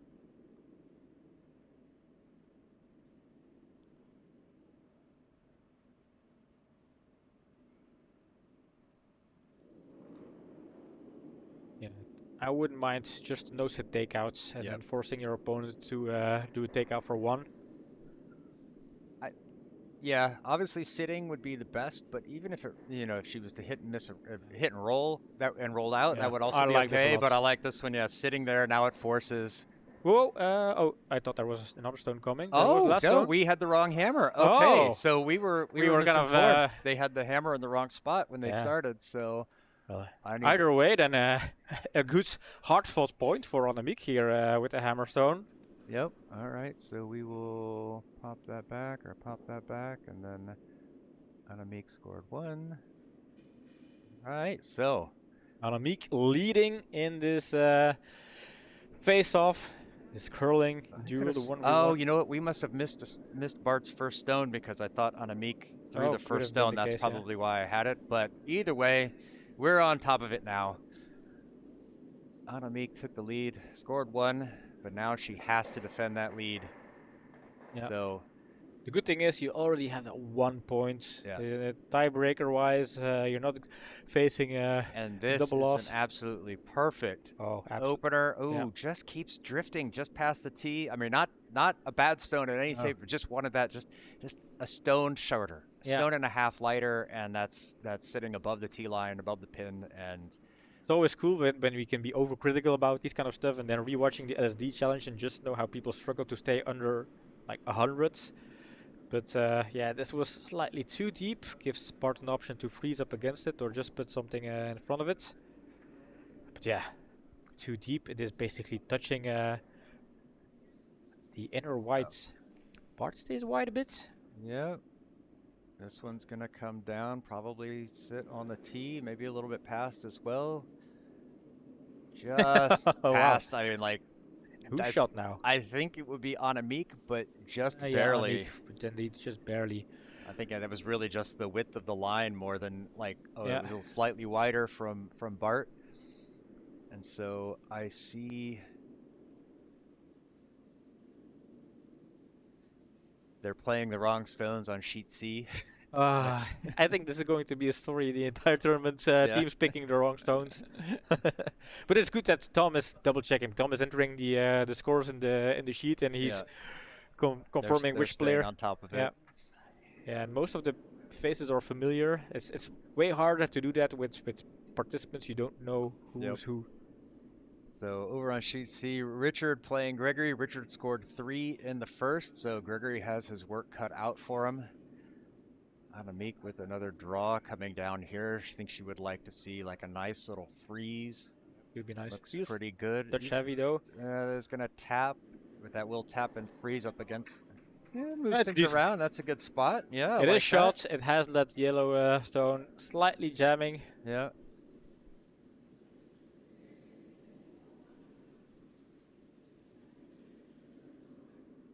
There is a measurement over on sheet A. They're bringing out the machine. The machine. I feel like we're going to measurement over on sheet. Oh, sheet C. Not sure if we're. Yep, there we go. Oh no, it's the other end of the ice though. Okay. The far end. Is that game so late that they're still over on the other side? I guess, yeah. If the other teams, yeah, I was looking at the houses towards the canteen area, assuming everybody is in their second end. But on sheet A, they're still in the first end, wrapping up there, and you can see it in the background. If they're measuring, that means they were probably had a lot of thinking to do and strategy. So, and then waiting for Timo to, I have to go get the meter, the measurer. Stays wide. This one's staying wide. Will that curl over? I think it's gonna get a slight little tap on the red, just enough to move over. And yellow is sitting very strong, but the pin is there and the backing is there. That's tough. From our camera angle, I would say red, but just barely. Yeah, but it's yeah, that's gonna be a tough one. I don't know. We've seen all kinds of games so far, but this is definitely that subtle, perfect draw it's kind all of game. It's all about that draw weight. Yep. And you can see 4 stones scattered around the pin, so close. I think every one of them is at least touching the 4 foot, so pinpoint precision there. Annemiek versus Bart Klomp. Still no takeouts allowed. Just realized that. Yeah. So this Annemiek needs to draw this one in there. But I think that's also a decent strategy. Get something in, use the stuff in the back, use whatever you've got. Those yellows will be helping to protect this as well. So if you're stealing, this is kind of a nice setup. Like any good freeze on the pin might over curl. This one's starting to curl. Yeah, I think she's worried about the weight, but this one's going to over curl. Yeah, that center line. Going for a guard maybe then. No, I think she was going for that freeze, but then saw it curling over and didn't want it to. Yeah, it was a good idea to keep off the sweeping. You don't want to think, oh no, it's light, I'm going to sweep it, and then kind of sweeping it all the way to the sides. Yeah, this is not bad though. It's above the tee line. It's not shot, but she still has opportunities. But I think there might be a triple there. Yeah. There's certainly something that Bart can do with it as Pim checks out his wife. Shows off his little handiwork with the logo. The meme team. Meme team. Is Nyan Cross something that was also on your radar in the kind of early internet culture, or was that a Nyan Cat? Yeah. Because a lot of people kind of don't get the reference. I've been around the internet since it was there. What is that? Like, I was there when they were written. Don't quote the old scrolls to me. This one a little bit. No, that's outside. That's going to jam. It only gets rid of 1. And they have both their couple stacked on each side of the 4 foot, but yellow is sitting sharp, and I think also second shot. But the double's there. I think double there. Nose hit double would be pretty nice. Clean nose hit double, and it's bada boom, bada bam, done. Yeah. But it's so easy to say those things when you're out here in the comfort and the warmth of a canteen booth. Out here, we're the best curlers in the world. We've Oh, never made a mistake. We've never made, from in here, we've never made a mistake on the ice. We make mistakes all the time, but Montserrat got the measurement, so she stole one, or she scored one in the first over Magali. And Ruben asking, is Mustache Man playing today? No, he is not. He opted for a relaxing, non-curling weekend. He has been pretty busy with Bonspiels and tournaments and playing the BCL, so he decided to take a weekend off. This is going to be a nice double wow. there. Oh, big round of applause from the crowd indoors. Did you see the gesture, like bending towards the crowd, kind of appreciating the showing off? I like that. Yeah, acknowledging that was a good shot of your own. That was a very good takeout. Just excellence, double takeouts, 3. And now Annemiek is still out there. She can steal.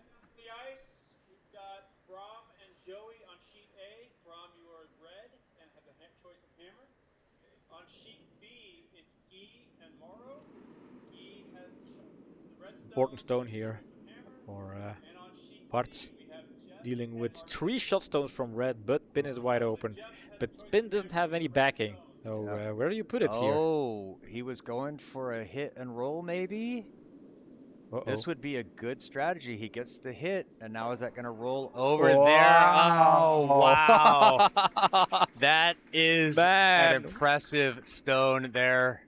Very impressive. These two really pulling out the big guns. They are playing the group of death, and they are not leaving that anything short of our expectations. Annemiek knows, like, what do I do? Yeah, any type of where the roll would have missed could have been good or whatever, but yeah, this is an excellent stone from Bart. Dagmar throwing up some love for Bart, and My as boy. well, that's a great stone, obviously. Now, Annemiek has a chance. There is sort of a hit.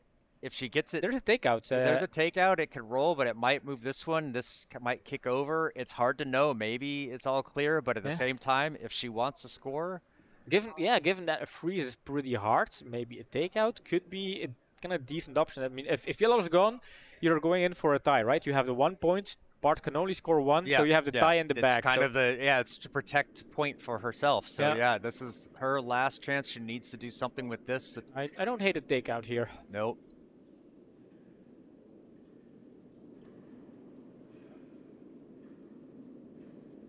Important takeout for Annemiek.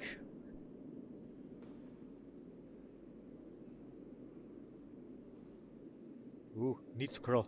Needs to curl. Stays wide. Stays wide, but it catches yellow. Oh, but did it move it enough? Yes, it did. It did. Oh, wow. This is back to back. And so now Bart, if he is he going to play for the win or is he going to play for the tie? There's a double. Yeah, but the double is so hard. They're kind of in an angle. There's separation, and the double is so risky if you hit it.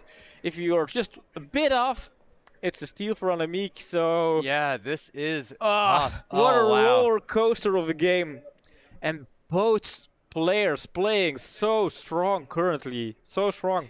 Yeah, and Bart having to think about it himself. Yeah. You know, just, what do I do? Yeah. What do I do? This is a fantastic game. You are right, Ruben. This is so good. This is the type of matches we were hoping to see. Yeah. And again, Bart is not just any type of player. He played for the Dutch national team in the men's European B. They played against Team Verreken a couple of months ago. So Bart is not just any type of guy. He knows what he needs to do. He is certainly capable of doing it.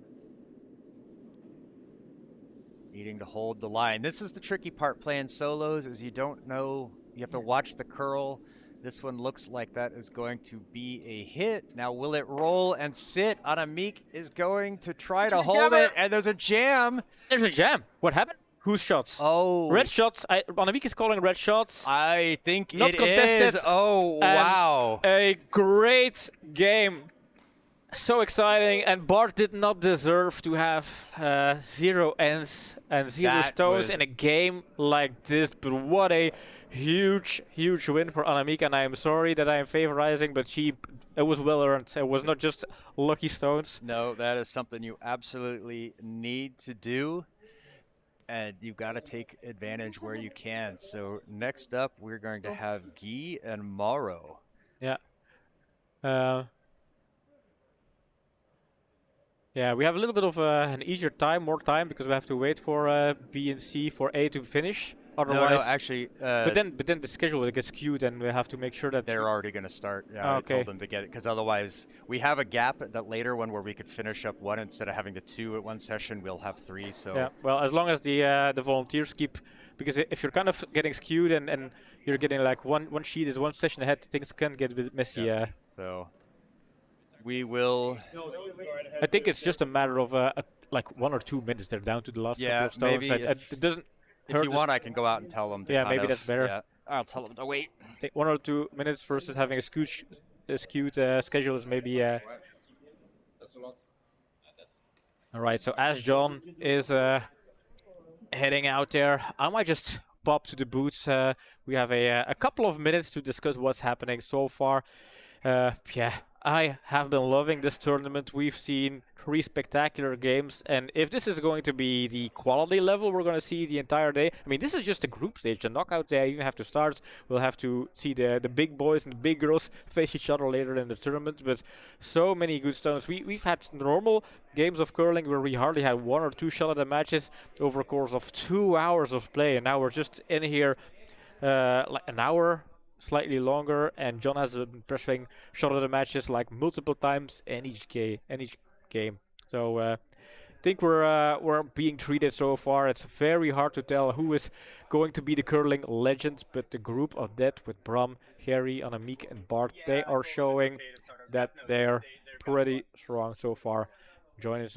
Joining us back here in the booth. John, I was kind of hypecasting a bit because I'm so excited about the quality level we've seen so far, especially in this B group. Yeah, that's been crazy. Group of Death really proven to be the group of death. That's 2 amazing matches so far, and coming down to it, that last one was insane. So looking forward to it. Yeah, it could be nice to fill in the empty space to have somebody right now in the hot seat while we're waiting for this game to finish. Should I bring in somebody? I don't know. They're all talking to each other out there. They're Yeah, getting that's true. excited of watching the matches. They're, you know, Yeah. you've got the Magali and Monza finishing up. They're down to their final stones over there. Maybe we can pop in and watch that last one while we're waiting. Yeah. Yeah, maybe that's a good idea. Well, let's see what's happening right there. There we go. So Monza sitting 2, maybe 3 there. She has the lead. So Magali needing a draw to the full 4-foot to tie that match. You know, we'll turn the scoreboard off since it's not them. Yeah.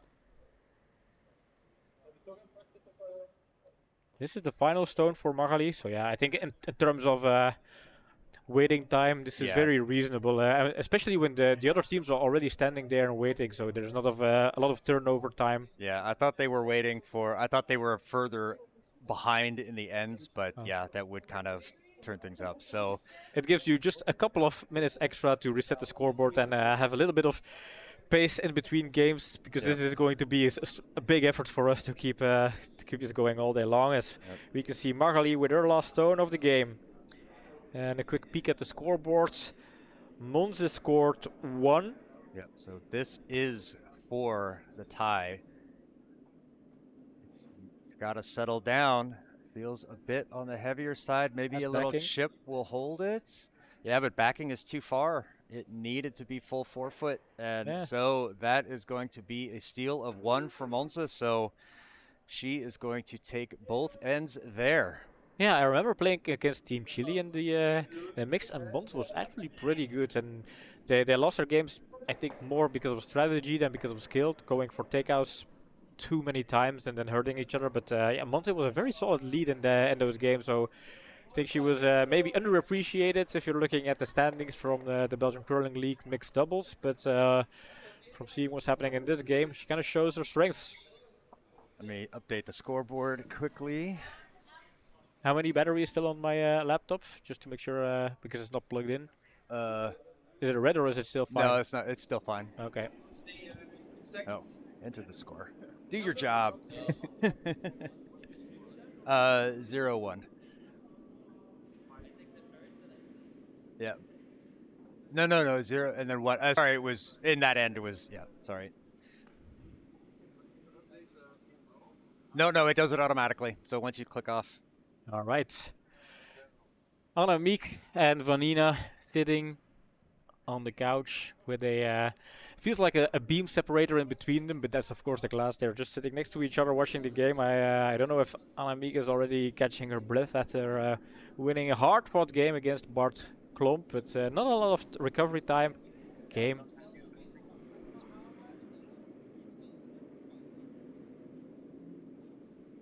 Yeah. While they're playing the first stones, can we have a quick peek at the groups just to have an idea on what's happening there? I think because groups change a lot during this tournament, and it's pretty interesting to see. Annemiek has a tiebreaker because of the two ends. Annemiek is currently leading Group B, and Richards leading Group A. Vanina leading Group C. Veerle is winning, so leading Group E. So we have 3 female players basically being the pack leaders of their groups. Interesting. Good out there. All right, so let's go to that camera. There we go.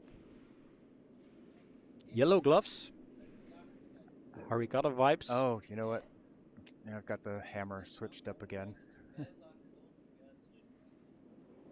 And we have Mauro, Curling Club Tilburg, but not a Dutchie. He is actually Italian roots. Italia.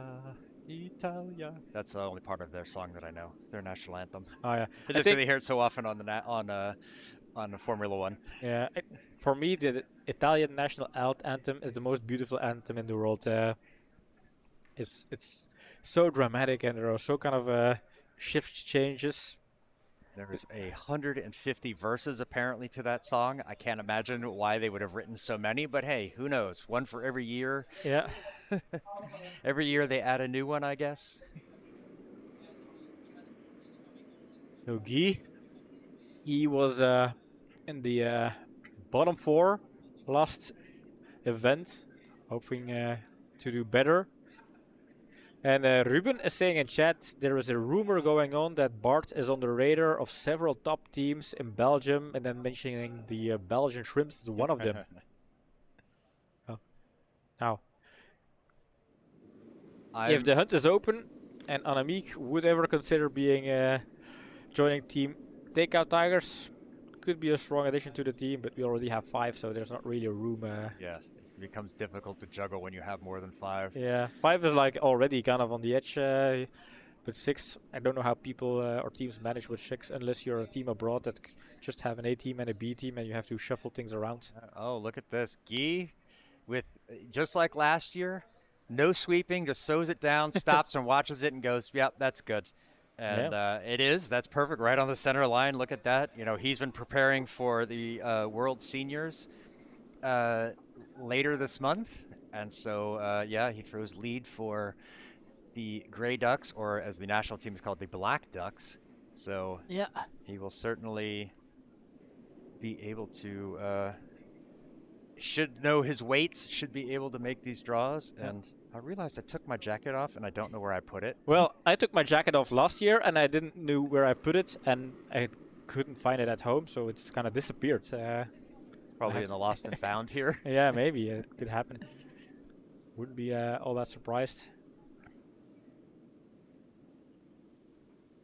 Mauro on the sweep, trying to get this one into the house.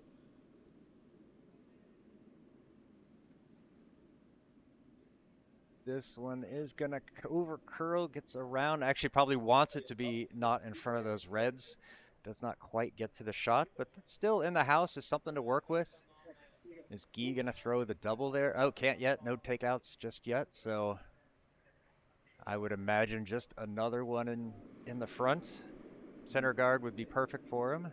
Do you have a peek somewhere on the schedule of the other matches? I'm just curious if we'll have Bram versus Annemiek on the B sheet by any instance.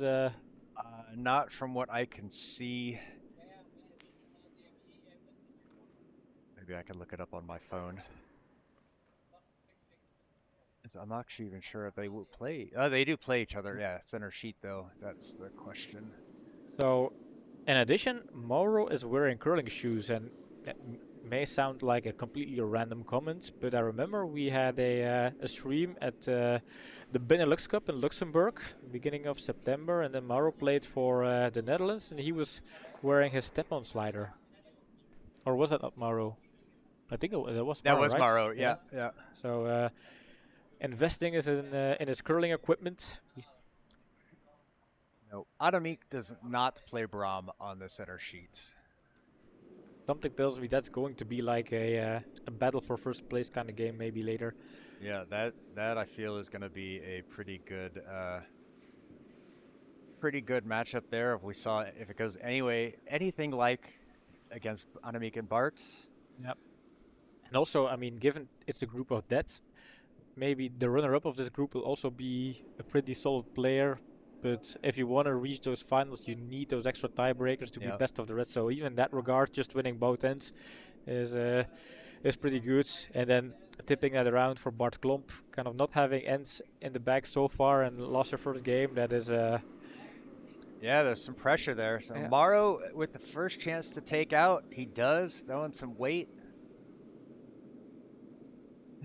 Yeah, takeout. And is going to get the hit, but doesn't get the run back, rolls over, so leaves those reds slightly exposed, but still sitting 2 for Guy.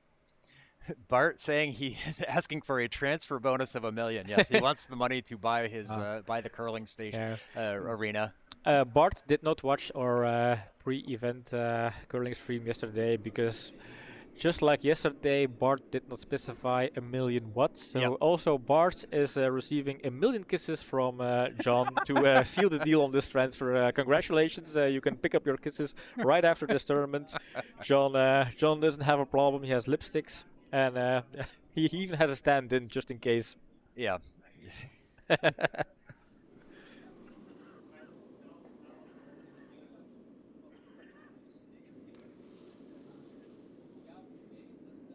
Ooh, this feels wide. It is definitely a wide line here. Haven't seen many stones. I don't think we've seen any stones go out on that side, that wide of the center path. Starting to curl back in, but it's also going to be a bit slower. So Guy no trusting his weight, no sweep.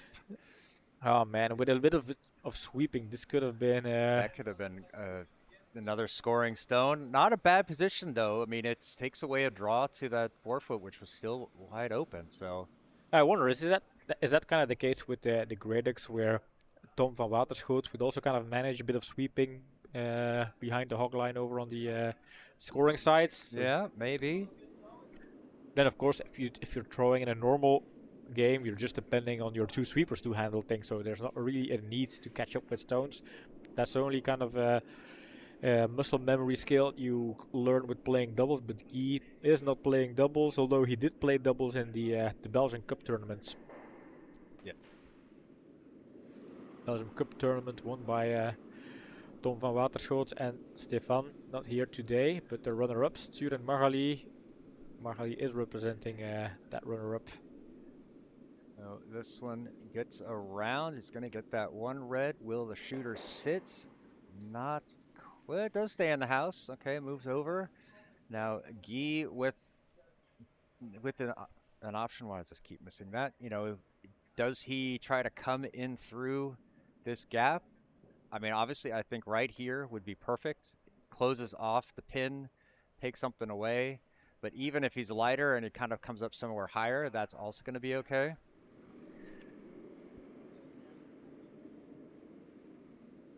It's always interesting looking over in the other sheets and seeing so many stones in play. That's what I love about this format. It's like, ooh, that's a lot. What could happen there? And yeah, it's never boring like they're going for the takeout game. Everything becomes extremely predictable. No, you always have tactics in play. And I feel like in Curdia Legends in this format, you come to a point where you feel I need to do hit and roll, but you also feel like, these are the ones. If I miss it, I can blow the game. If I manage it, I can win big.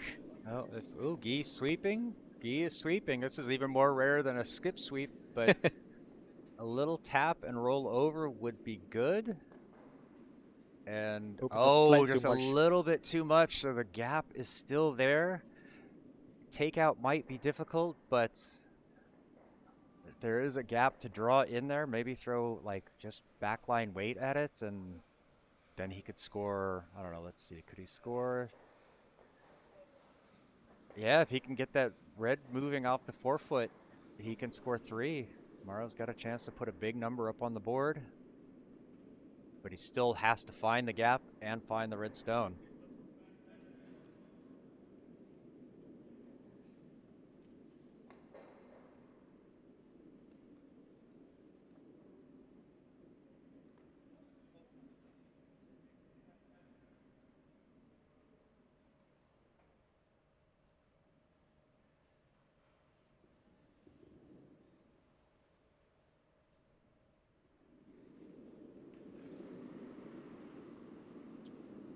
Yeah, I wonder if at some point we could have somebody from Team Verreken just picking up the third headset and be kind of co-casting with us. That could be a nice touch.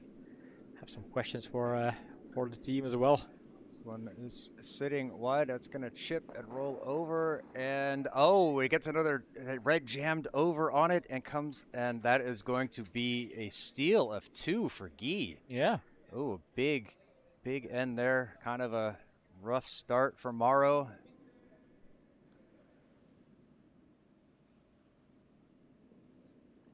Jeroen, Pim is desperate to talk to one of you guys. Yeah, if somebody wants to get in the couch. Or the couch or here? Yeah, you have the couch. Only the 2 mics are not working, but the headset are working. Yeah.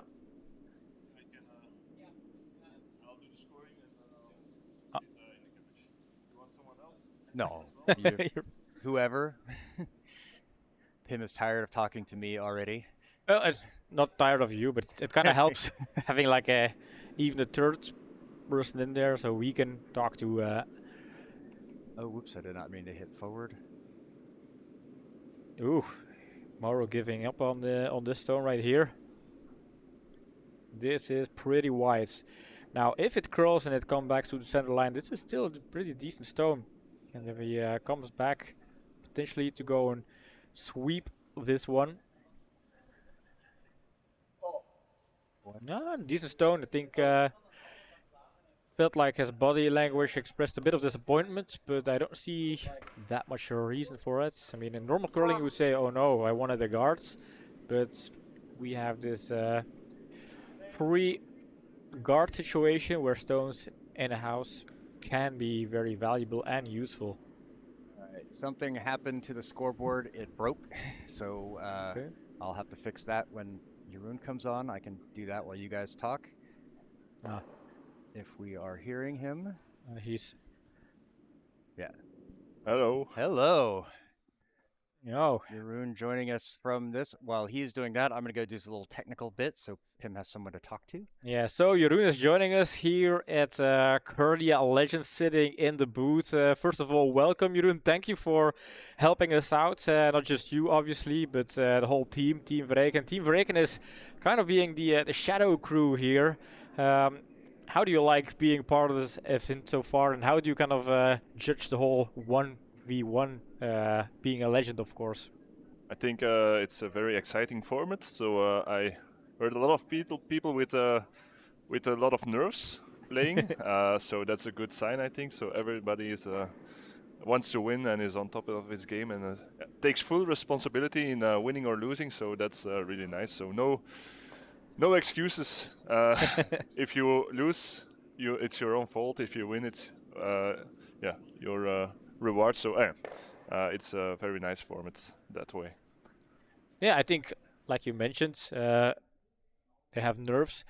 People stepping into this tournament as this is a fun tournament. I want to enjoy myself, but as soon as you're on the ice and you're on your own, being watched by everybody, it still feels like you're kind of protecting your own reputation, and the stakes get higher. There's still some gravity to it on top of the fun parts. I think there's a lot of people who think highly of themselves and and say they will do good things and make good shots and make them all the time. And now it's the time to prove it. So I really enjoy people trying to do as they say. So Yeah, yeah, put the money where their mouth is. I mean, yes, I think that couldn't be any better in terms of analysis, because if we've seen the like predictions on LSD, or like very high predictions, some like 10, 12, the 100 was like in the middle, the mid-range, but then watching the actual LSDs, only 2 players were below 100, and we've seen kind of a couple of stones not even into the house. Is that like proof that people overestimate themselves, or maybe underestimate how hard it is to just throw in the I house without a lot of teams and efforts? I think people underestimate how much curling is a team sport, and your team members can do so much to help you guide your stones where they need to be, give you information, sweep, help you with the line, help you with the ice management and ice mapping. So being on your own suddenly is quite tough if you're not used to it. So you see it also with the mixed doubles format. So it's fast paced. You don't have a lot of time to think. And you need to do everything on your own. So a lot of small mistakes tend to happen, and then when that happens, you get uncertain. And if you're uncertain, your technique goes sometimes out of the window. You make small adjustments, and instead of doing better, you're doing worse. And the harder you try, the harder it gets. So I think the general rule is to keep it simple. Don't be harsh on yourself. If you miss, just let it go. Try to focus on the next shot, and try to keep it simple. Try to focus on technique, and the easy things, and then you will get there and Yeah, have good results. So. you don't have that much time and stones to just spiral into the negativity. You have to kind of train that skill to accept a stone was not good and immediately jump into the focus area of the next one. You were and you are the current Curdia Legend. First of all, that is an honor that is extremely unique. But did you had a secret? Is there like a meta, a secret strategy, or kind of a very effective strategy that you applied that you can share with players? I think the ice conditions last year weren't not easy, so we had a lot of different path speeds in the ice. So I my strategy was to keep it really simple for the first stones. Just the general keep it open when you have hammer, keep it in the center when you don't have hammer. That was the beginning. Try to stick to the same draw paths, the same speed, and then from the moment I was able to hit, I know I have the bigger weights and the accuracy on the takeouts, so I can afford to just group the stones and then try to get rid of the opponent's stones, and that seemed to work. So I didn't think a lot of upfront about strategy, so I just took Did in your the own skills basically, and yeah just situational awareness, and I tried to go with the flow, and that seemed to work out. So very happy with that. It helps having those big upweight shots in your toolbox that you can count on, and not like, ooh, I have to throw this. It's like, okay, I can throw this. That's like a huge difference in attitude, and I think that helps a lot. But it's also, yeah, I saw it a couple of games already. So from the moment you start to do takeouts, it's sometimes hard to switch back to the easy weight draws, and that's the most important part with this format. The good draws. If you have a good setup, the easy, nice draws, well managed, then everything in your game becomes easier. So even if you know I can do the heavyweight peels or the accurate takeouts, I think if you can avoid it, try to keep it simple and do the draw, because you have so much margin with sweeping. The ice is really fast, I saw. So even if you're a tad slow from the heck, then you can do a lot of with sweeping with good weight management. So give yourself a lot of margin to improve your shot. do you for this tournament have a favorite, or maybe like a dark horse that could kind of go very far in this tournament? The favorites should be Gary, I think, because he got second last year. So yeah, that should be the natural favorite. But I think Dan, as a former team member who played a long time in the national team, he's a lead. So he's good at sweeping. He's good at judging weight. He's good at the drawing game. So that's for instance. But this year we also have a lot of international players. I think Bart he made a lot of good shots, but lost against Annemiek. So that puts Annemiek in the top seat, maybe. Yeah, who knows? So that was a quite high-level game. A lot of accurate shots and good plays. But yeah, if I'm honest, I don't know who will win because a think lot of If a you lot knew, can I happen. mean, it would be amazing. But Don't yeah, spoil it that's yet. Yeah. I hope a lot of people are watching, but if you have like something to say to the viewers that are currently watching, like what would be your one sentence reason to stick around till the finals? Why is this tournament worth watching today? I think everything can happen. So we're about to see a lot of surprising games, I think. So you may see the players you expect to win to lose. We saw that a couple of times already. So also when there's a lot of stones in play, you see the nice tiki-taka shots where everything can change in a snap of the finger. So that seems really promising. So. All right, and as the last thing, he is ready to throw his last stone of this end. I think you have the TV in front of you. You see the Yeah. house. Morrow sits 3, virtually winning the game, but they're all behind T-line, especially the important ones. So a clean draw, slightly heavy draw, should secure a win here for Guy. And I will let you narrate the suspense and the gravity of this last stone. What is going through Guy's head, and how is he going to deliver this crucial stone to secure the win here? I think he knows what to do. He's a lead at the current national senior team, so he's now thinking about what did I do last time? How can I recreate that shot? And he lets go. Yeah, he's I got think the it's backing. a bit heavy, but that's okay because he has backing. Oh, so but he needs to sweep just to make sure it Oh, sits. he didn't but sweep. He didn't sweep. he has trust in That's his okay. own Yeah. skills. So Yeah. But it sits Very down, and well played. So I think it's- that's a steal of one for Guy. Wow. Yeah, he was very, So, very comfortable in succeeding there. it's quite a narrow margin, but if you know, right? Yeah, that's true. I mean, remember he was like this last year. I remember him throwing stones and then just watching and eventually putting his hand in his pocket and going back and getting his gripper. So he's very confident in what he throws. So Yeah. hey, that's a skill to have. You know, you've got to be. So many people kind of struggle because they don't have that confidence, and I think Guy kind of he doesn't think he's the best, but he trusts in what he does, and so maybe it works out, maybe it doesn't, but you just gotta have to go for it. I think that's also important. You don't want to expect you're perfect, but you want to be confident in every stone you play. If you don't believe in yourself and in the stone you have to play, then there's no point in playing it anyway. So Right. We'll have a quick view to the group standings after the results pop in, but the next match is Mats against Christophe, and Christophe is the newest addition to Team Verreken. Mats is wearing the official BCA sweater, so you could have the impression that they are both Team Verreken players, but in this situation it's just Christophe filling in for Chris van Rosmalen.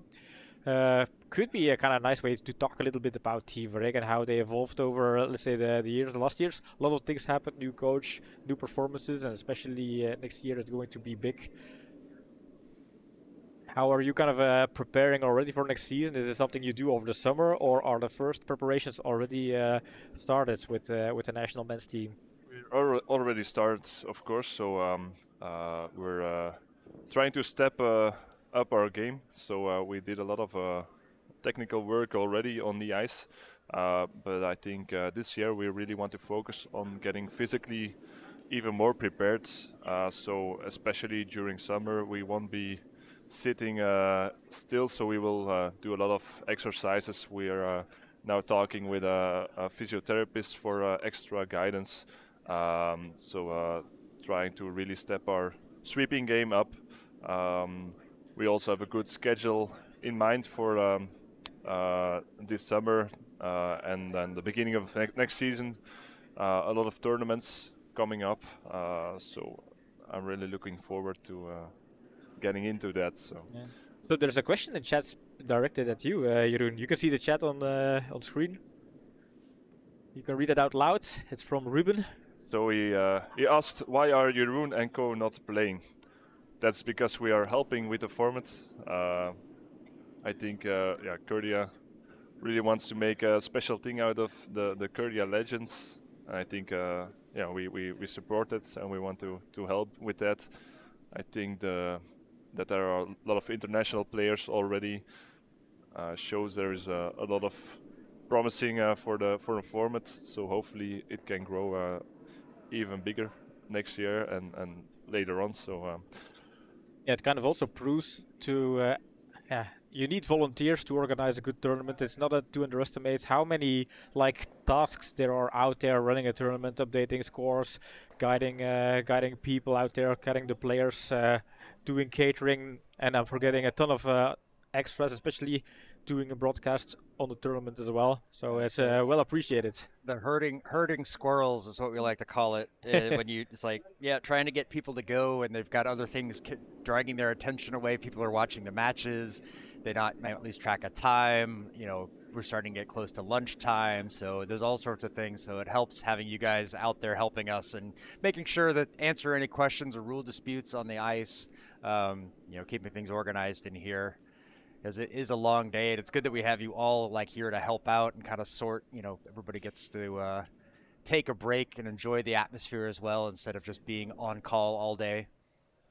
Great sweeping effort here from Mats, as he is placing a pretty decent come around. It is still half exposed, but it puts some pressure at least on Chris with that Yellowstone Still sitting no there. takeout yet, so that's a really strong position there. It looks like, oh, well, there's enough to go after it with a hack weight or something, but not yet. So Fish gonna have to decide what's he gonna do. He could try to quarter freeze up against it. I think coming around the other side, why not use those guards to still get to the pin as that's open. So what broom is Fish using today? Because he basically broke his official Belgian broom like a week ago. I wonder, did he borrow another Team Breakers broom? Looks like, yeah. there's a Jeroen on the broom, I see. Aha. And were you aware of that, Jeroen, on the couch? I was aware, so he asked me, so it's that's not a surprise. as long as he doesn't break this broom. Yeah. Yeah, because he is holding a legendary broom. That was the broom that carried Jeroen to a final victory last year. That is not just a broom, and obviously also carried Jeroen to a gold medal, but we have talked about that a couple of times. He's also wearing my gloves and my shoes, so he's got everything going on. He can't blame the equipment. Absolutely not. Oops, that's the wrong. There we go. Yep, taps it back, sits shot. Now it's exposed though, so Matt's trying to decide, do I want to hit that away? Because honestly, that probably will jam on his yellow. Ruben's saying it's amazing that the national team is helping and supporting the community, and man, that is a big thing in curling. You see that with a lot of high-level teams. They still take part in doing things around, especially here in Europe, I've noticed. I don't know so much in Canada or the US, but I would assume that there's still a bit of an involvement in the local community, because it's, despite 1 million players in Canada, it's still kind of a niche sport everywhere else. So it is very important to kind of keep the community active and give them a reason to support you. This one is on the wide side. He's just watching it go. He was hoping to maybe get her tick and roll in on top, but that's going to stay just outside, and just gives it a little bit of a nudge. Makes that red even harder to get rid of. Yeah, that nudge did really help. I think that was also why Mats was maybe sweeping, just to avoid tapping it underneath the guard in a shot position. Yeah, Mats looking at the current setup. He knows that the Fish is in a slightly better position. Now, granted, nothing is over yet. We've seen a lot of turnarounds. Yeah, go ahead. I don't hate the takeout, the attempted takeout here. If he can get on the edge and get over the top. You can get there and sit 2. Oh no, sorry, I was thinking of Matt's. Sorry, it's Chris. Fish still has to throw first, so let's see what he does. Yeah, Honestly, a nice little guard over the top of this will protect it. He's Yeah. got the hammer in the next end, so a steal of 1 is a pretty solid position.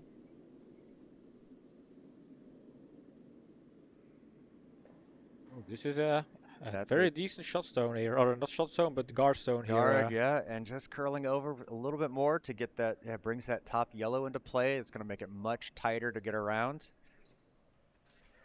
What are you doing in this situation, Jeroen? What do you see there that's... Yeah, what is here the tactical advice from a mastermind? How do you deal with this if you are Mats right now? I think you want to have a shot on your last stone, so probably there's something to say to running the yellow back, hoping to spill some reds, so you do some guards. You still have 2 stones in the house, so if you can make an opening and you can get rid of the red one somehow, you're looking quite decent for maybe even a bigger house, so you don't need all the guards. Of course, he still has the bailout shot on the right side, so in that regard, he can take some risks. This is going to catch the guard. Doesn't really open things up. I almost wondered if it would have been ideal for him to have tried to take out that red stone just to kind of open things up. Yeah. It would have opened up that whole half of the sheet. I don't know how much it curls. There's also a little bit of a draw over on the left side for looking from this angle. If you could just yeah, you could still get full 4-foot and still, you know, if you can get a little bit buried, then yeah, you can get full 4-foot, come in here, and you could still be a little bit buried and make it difficult. So, oops, it was already closed. Never mind. And this is still the first end, of course. So even a damage control, allowing your opponent to score 1, even though it's a steal, could still be a way to stay in the game. Sometimes it's a strategy to live, survive, and make up in the next end. Yep. We saw last game, Christophe had hammer in the second end, and he had an open shot to win the game, but he missed. So the pressure for him is maybe a little bit higher this time. So that works in Mats' favor. Could be. Yeah, this one coming up a little bit light, but it does take away that draw to the 4. So yeah, it curled just enough to not leave some kind of hidden roll. I was scared for a moment it would carry slightly too deep on T line and then leave an open window for Mats. That luckily did not happen for Christophe. And then again, the draw on that side is also now closed, so pretty decent stone. I noticed the over on sheet A, we've got one of those heavyweight matchups, Gary against Bart. Ooh, nice. No score up yet, but for Bart, it's already kind of a do or die match. I think a second loss, I think 2 losses, given the fact that he did not win an end so far, is probably also kind of ruling you out for the best of the rest position. It's going to be tough. Yeah, you're going to need some help with that. All right, Mats has thought about it. Let's see what he decides. Looking for a draw around the busy side. Maybe a little bit of a tap. Oh yeah, red onto red. If it's got enough juice, it can tap it away, but... almost catches his own second shot stone. There was a little risk in there, but a red shot. So Christophe stealing 1, taking the lead in this game. Forgot which group this was. This trying is to have Group A. Group A. So currently in Group A, Mats won his first one. Yep. And so Richard leads with a win and a draw. Mats is second with a win. Chris is third with a draw with 1 point, and they changed the schedule on it because they're putting up scores. So Mats to start things off here. Christophe will have the hammer with a 1-shot lead. yeah, you don't if you're tired of sitting on the couch, you are relieved. Of course, you're not have to be there like all day, or if you want to if you want to tease somebody to replace you, also I think possible. Timo said he really likes to sit here and Ah, talk a yeah. bit. I think Timo is just right behind the green screen and I Yeah, just yeah. walked away. I feel like that's the case. We He's always a bit shy, our Yeah. Skip. So shy in terms of just voice shy, where he doesn't want to comment, or also camera shy, where he doesn't want to be on camera. shy. Shy, just Okay, in general. all the way. Dislikes people. He even broke the curling etiquette at the Europeans and let me do the speech, the victory speech, instead of doing it itself. So, but he's a nice guy. But you never see him, so nobody knows him at the club. So Ah, yeah. I remember like lots of like entry-level crawlers that don't really know Timo, and the first impression of Timo was, who is that guy that is apparently very good, but he's like a shadow is around here, but you never see him that often. He comes to train on outside of club nights. a busy guy, so he needs to busy guy, focus on the training sessions. So the club evenings are not always easy for him. So he tries to be here as much as possible. Yeah, it's just too many people at the club evenings. Yeah, we're growing, so it's hard to keep track of every new player. So that's a good thing also. So I think we can all only support that. Yeah, because here in curling club Sams, I mean, there are quite a lot of opportunities to play curling, not just outside of training and tournaments in the BCL, but then there's also club nights with the club championships for a lot of club players. That is kind of a nice social way to get to know each other. You're always kind of drawn into random groups, and nobody kind of expresses they have high ambitions, but everybody that is participating is playing for the win and playing for that rank. I think that's an interesting They always format. come in and they look at where they stand each night. So I think people, they say, "Oh, I don't care," but they want to see their names go up. Yeah, I mean, Annemiek and I, we have this battle all season. I want to beat Annemiek in the club championship. She wants to beat me. We don't have direct matches because, yeah, we have to swap places, taking care of our kids. So we don't have a kind of direct face-off. But every time I win, Annemiek wins, and then Annemiek wins, I have to win. It's a tight battle for that top position. But I think Annemiek will end up staying on top of me. The cameras. I don't know. Mats with a nice little come around tap back, so he's sitting in a really strong spot. He's gonna make fish work for this one. This one is a bit It's heavy wide. and a bit wide. Yeah, it's that ice this fast. It just doesn't take much for it to slide right on by. Trying to curl it over doesn't help, and Matt's gonna make sure this one goes out the back. So takeouts not allowed, but throw-throughs are. So that stone stays out of play. One more shot, then they can start taking things out. Yeah, Jeroen, he's basically fighting on each front, also in the club championship. Feels like it's so effortless. He's on top with a a mile ahead of the opponents.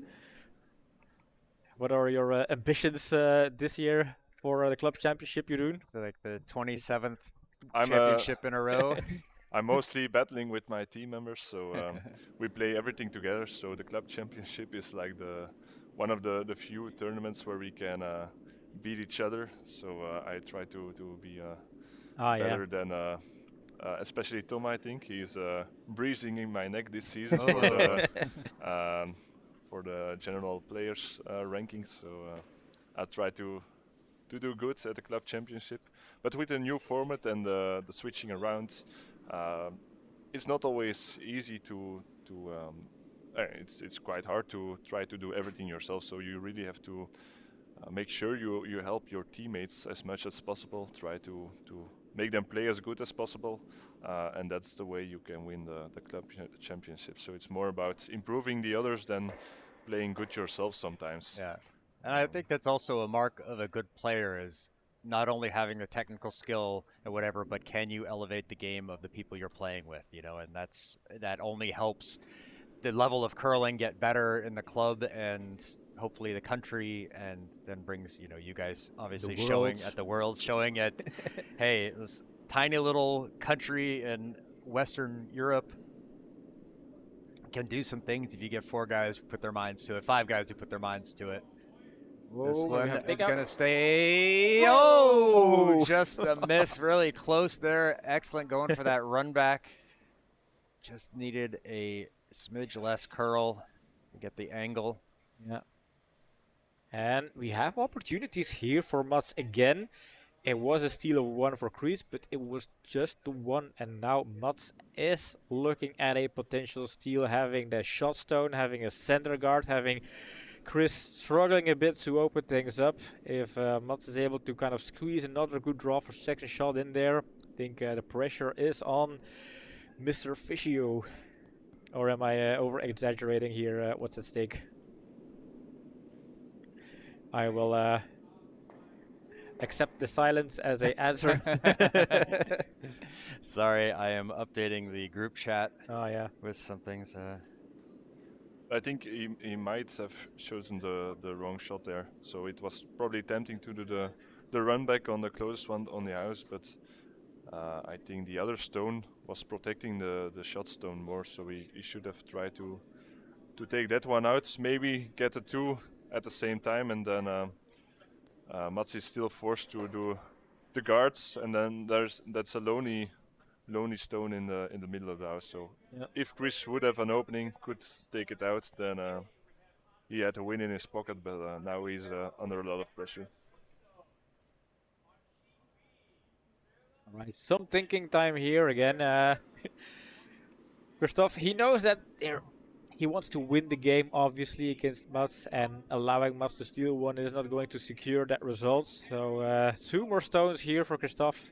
Having a hammer is a big advantage, but needing to be able to reach that yellow shot stone is a mission that he has to accomplish with this second to last stone.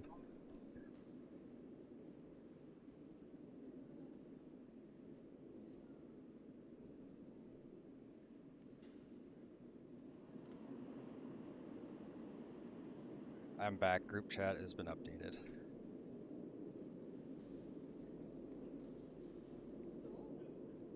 This is going to hit guard, yellow, red. Oh, red Whoa. on the yellow. Oh. Oh, what Ooh. a! I'm just gonna call it the kind of a lucky way to kind of trickle through, or unless that was the plan, obviously. But the yellow shot stone is. Something tells me it wasn't quite the plan. I think, yeah. The angles were there, so a Yeah, lot of that's good true. things could happen if you hit the first one and make contact on the second one. I think you're always getting a good result out of it. So I think you have to make it, of course. Yep. And he's now in a very good situation to win the game. So Yeah, it's open credits to things Chris. up. Yeah, especially with the hammer.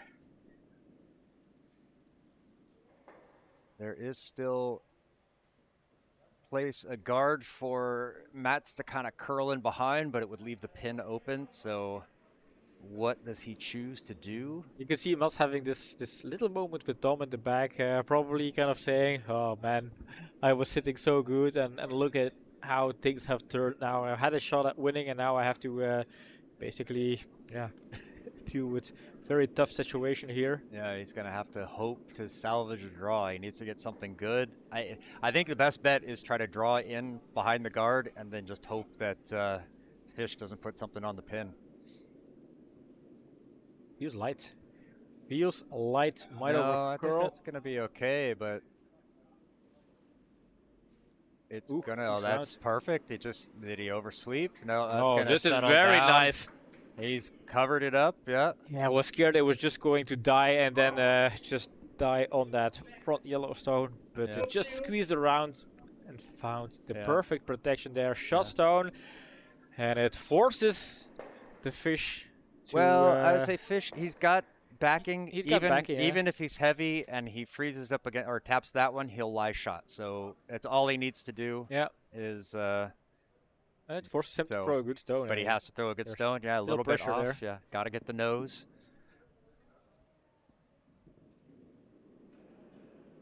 He could play the long game and try to get as much points as possible for the ranking. Yeah, we were discussing that earlier. Maybe it's good to have your expert opinion. Like, at what point knowing that winning your group is pretty hard. Chris already has one loss in the bag. At what point do you start optimizing your chances of being ranked high and hoping for that best of the rest top 3 position? And are there strategies? Oh, this to, was to do that? wide. Yeah, this is wide. Oh, no. Yeah, he was playing. He had the weight. He had the backing, but just too much. And so is that going to be I think it's another draw for It's interesting Chris, because yeah. his first game he made the exact same mistake. So also a draw, win backing, and he was wide and a bit heavy. So that is another tie for Chris. So that's 2 points for Fish. Yeah, learning curves here. Learning from both situations. Is it like a mental thing, not being focused enough, or is it, yeah, I don't know. Maybe you're in a better spot to kind of get into the head of Christoph and figure out how that mistake happened. I guess it's the pressure and, like I said earlier, not keeping things simple. Yeah. It's a draw, and you have to just try to play a draw, just a normal draw, and for an instance, forget about the stones who are already played. Just focus on a good line, good weight, and from the moment you release, then it's full on for result and sweeping. But first, you need to be zen and fully focused on the right things. That is obviously always easier said than done, but indeed, I think you have to just pretend there are no more stones in the house, and We this can is my ask it. LSD. Oh yeah, if he's to here, Chris, but you. he's here, yeah. Yeah. Do I have a mic that works? I don't know if the mic work. The other ones weren't working, no, unfortunately. Okay. Well, wait, give it a try again. We'll try to unmute, see if it. Nope. So, Chris, what happened with your last stone? I'm going to hand you over the mic. Yep. Well, it was typical curling. It was wide and it was hard. So yeah. So I mean, we thought the play was a little bit of a draw. You've got the backing, and Yes, just indeed. stayed wide. Yeah. Yes. So a bit too hard. Maybe my line was right, but a bit too hard. These things happen. What did you think of the game? Well, we it's a make- nice way. Did we make other mistakes or? Probably. I don't remember. We're moving so fast to remember everything. But you guys, Exactly. put a lot of pressure. It was a pretty even balance there. So good. I mean, it's for us. Nicely played. I mean, we like these types of things. They're coming down to last shots. It comes down to decisions. That's what this whole format is all about. Yeah, what were the results in the previous games? I think Annemiek was playing, or is he playing in this session? He is playing in this session. Oh, So okay. Annemiek is playing Joey on sheet A. We have Fairla and Kevin here on sheet B, and Sean and Jordan on sheet C. And how did Bart do against Gary? Gary pipped him 2-1. So Gary beat Bart 2-1. We had Mats and Chris play to a draw, and Rick beat Vanita 2-0. So things are getting shaken up there. All right. Ruben asking, was it intentional, the second to last one?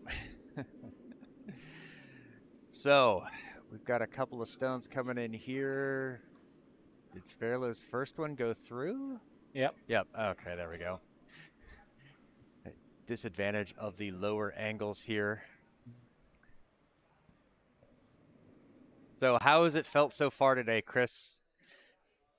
Fish, Yeah, you very playing nice. well. Last I- minute entering the tournament, basically. Exactly. As yesterday evening I saw on the pre-game cards, Surprise. my name was there. like At 11 or 12 o'clock in the evening, Yeah. and then this morning I got your message. This morning I got your message saying, Yeah, "Bring your bring your stuff." curling stuff." I was already in the car oh, driving here, but I got my curling stuff in the car, so that was okay. that's good. That's good. And I'm happy to join. Very nice to play some curling today. But Christoph, I mean, now that we have you here, I'm going to ask you this question.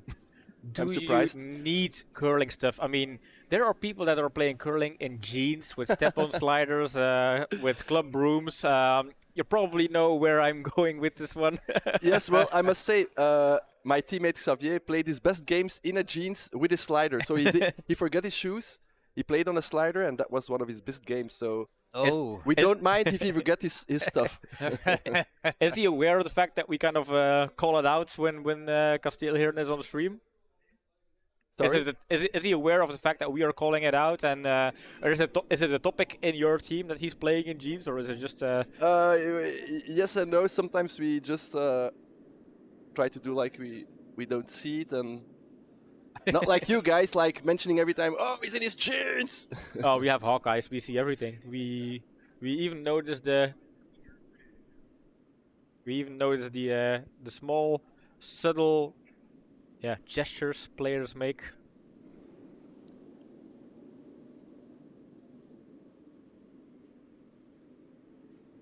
So for this game, we're watching Veerle playing against the. Sorry, I had a cough. Playing against Kevin. Who are you rooting for?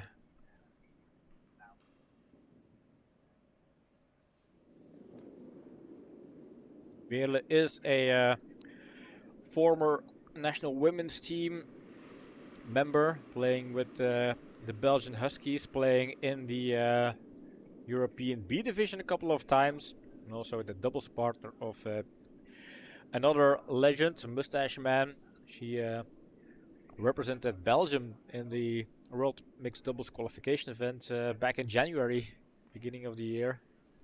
So Sliding past the tee, but settles down in the back 8. So first stone in the house. Both players kind of feeling it out. First time on the big stage here, center sheets. Trying to figure out the lines, the weight. Over on sheet C, we have Joran against Sean. And over on sheet A, I am looking, and it is Gregory and... No, that's too late. It is Annemiek and Joey. oh yeah, I'm gonna keep an eye on that one, because it could be important for that group of death. Now, this is an important thing to point out. You see that, like, he's struggling a little bit to get the sweep because it's got the slider on. Like, yeah, sweeping on your weak side when you've got the slider on is tough. So if you can manage to do that, you can get a little bit of extra weight on it. Unfortunately, this one a little bit slow, so not making it down there. I think people are starting to get a little hungry. It is about 12:30. Yeah, we're closing down on lunchtime. I don't know how many sessions we have in this group part 1 There are stage. 2 more after this. So we're probably about 1 session behind schedule. That's decent. Yeah. Not too bad considering. Timo and Jeff getting a soup and sandwiches and salad and stuff ready for everyone. Veerle with a nice draw. Yeah, this one's great. It's going to settle in, brings that center guard into play right above the tee line. We see Kevin, I believe he's one of the newer curlers over in Ghent, but he and Joey entered the Doubles Cup a few weeks back, and glad to have them entered here and seeing all sorts of new faces joining in. But that does become a bit of a, yeah, that's the skill issue when you have to come slide and sweep from this weak side. It's going to be harder to get it to do things. This one definitely not light, but is it too much, too wide?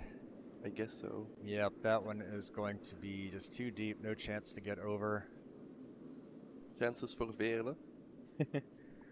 Yeah, that's true. Yep, she's going to be able to set something in. Obviously, I'm putting something. If I'm her, I'm right here. Oh, watch the stone coming in from the side. Joran with the catch. That is the only disadvantage in this singles format. You don't have a teammate to help catch stray stones. But, and obviously Tour just trying to stay warm.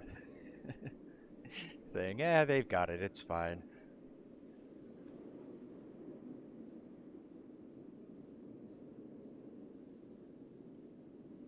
Veerle with her final stone here in the first end. Already sitting 2. Could put another one on the board, really put the pressure on Kevin. But this one also feels wide and heavy. Gonna carry past the tee. Will it go out the back? Kevin's gonna try to do his best. This is gonna just get out. So, Kevin with an opportunity. I think he's got to play sort of a heavy-ish draw, but not too much weight.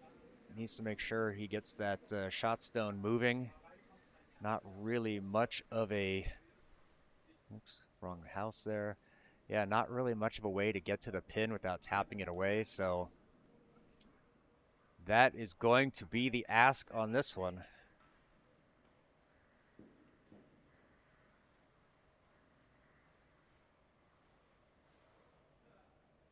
Seeing a lot of stones in play over on sheet C. I think only 2 have gone through. Yorid playing his last one right here. Kevin playing the final stone here in end number 1.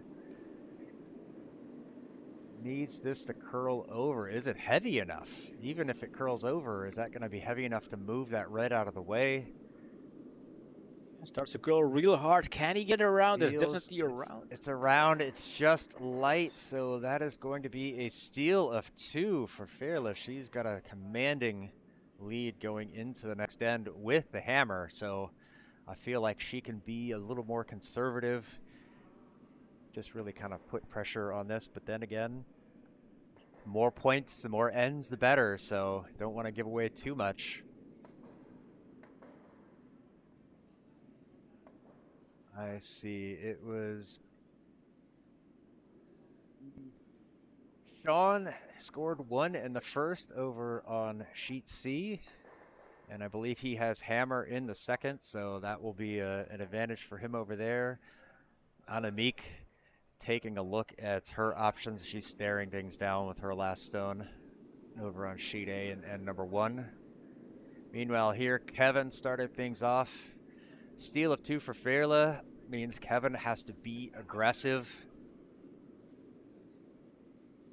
And normally that means putting up guards, but I think right now he wants to try to get stuff in the house. But if he gets Ooh, this one that's light. over, it's Yeah. along the light side. But hey, maybe it's a guard he can use.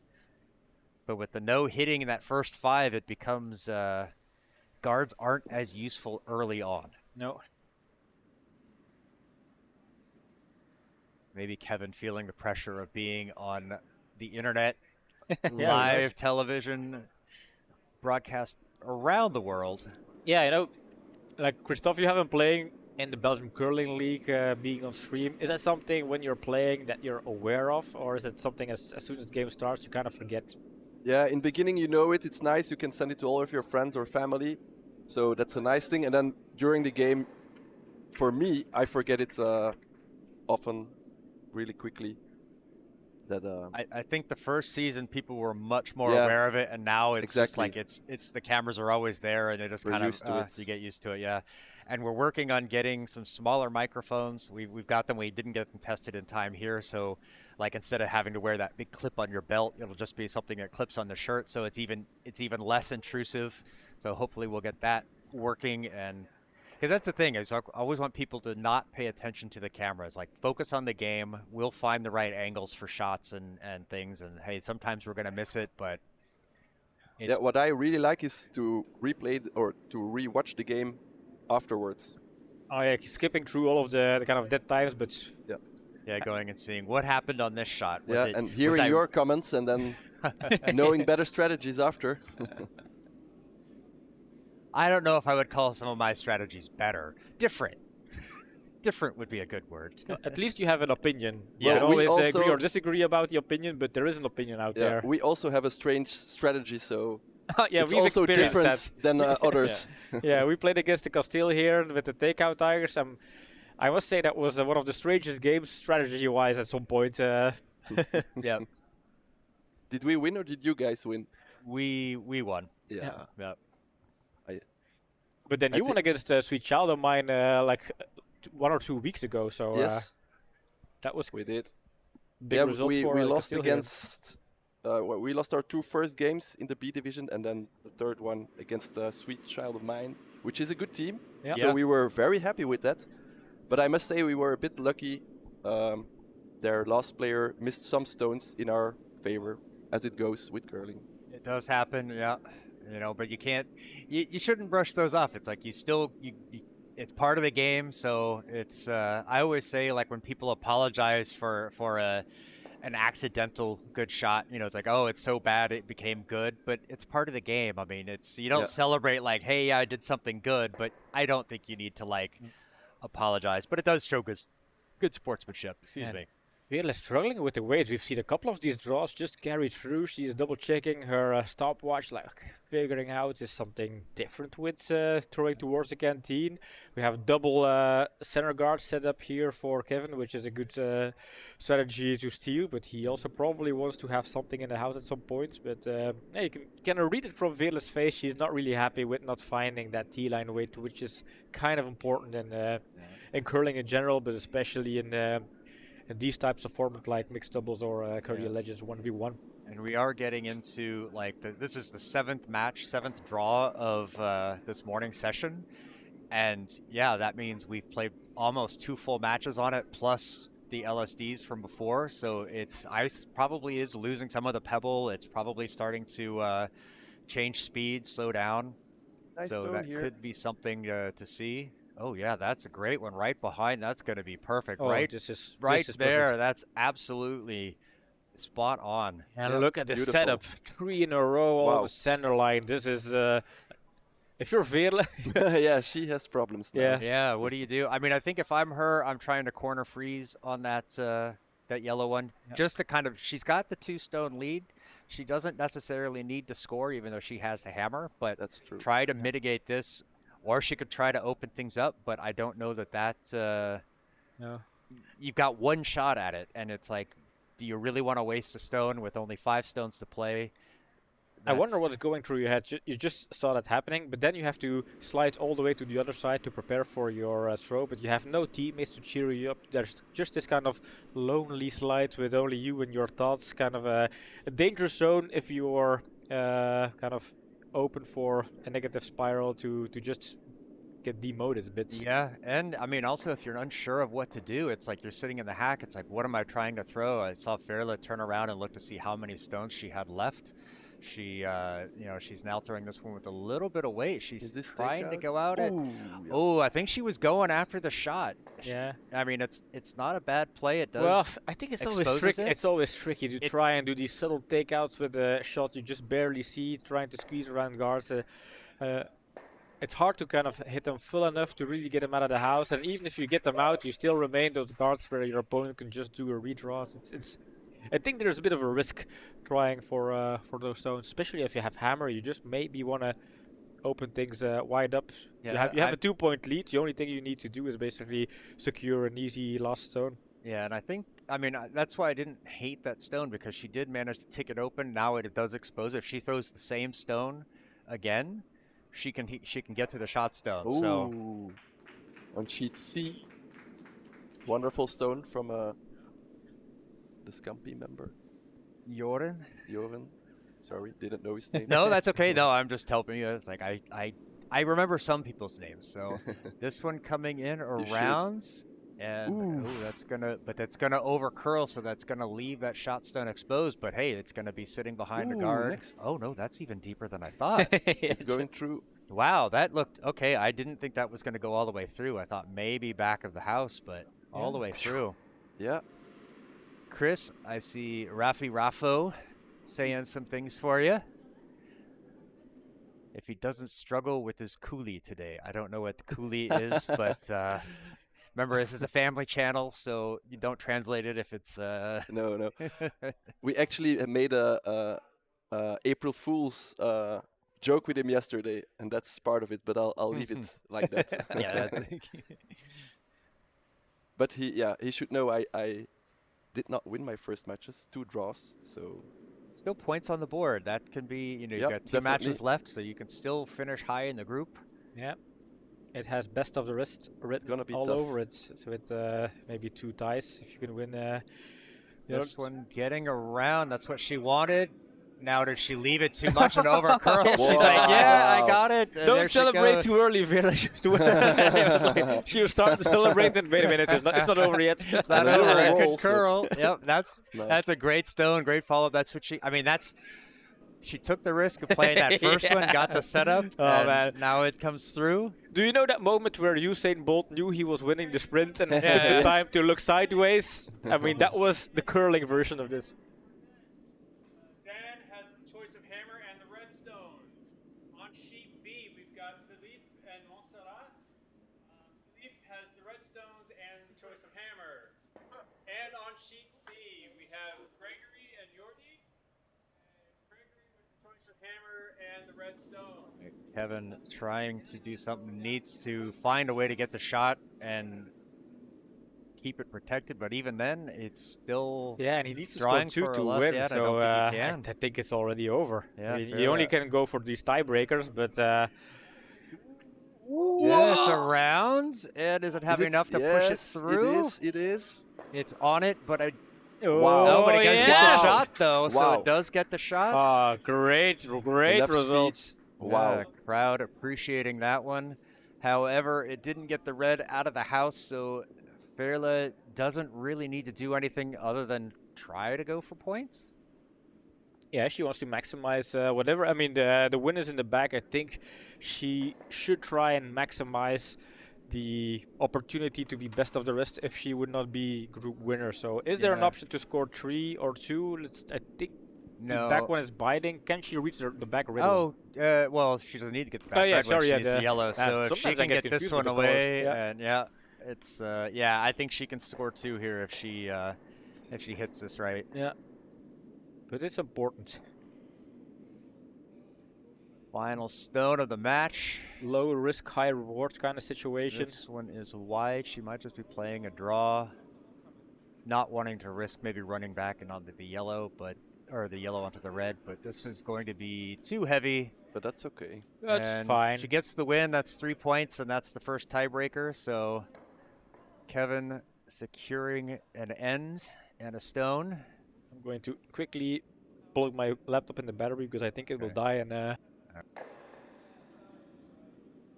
Yeah, that's what we need to make sure of. So you're muted. I'll talk. start Maybe this. show the groups. Yeah, let's take a look to see how that figures out on the groups. As Pim trying to not kick over everything. We've got a tangle of wires behind us.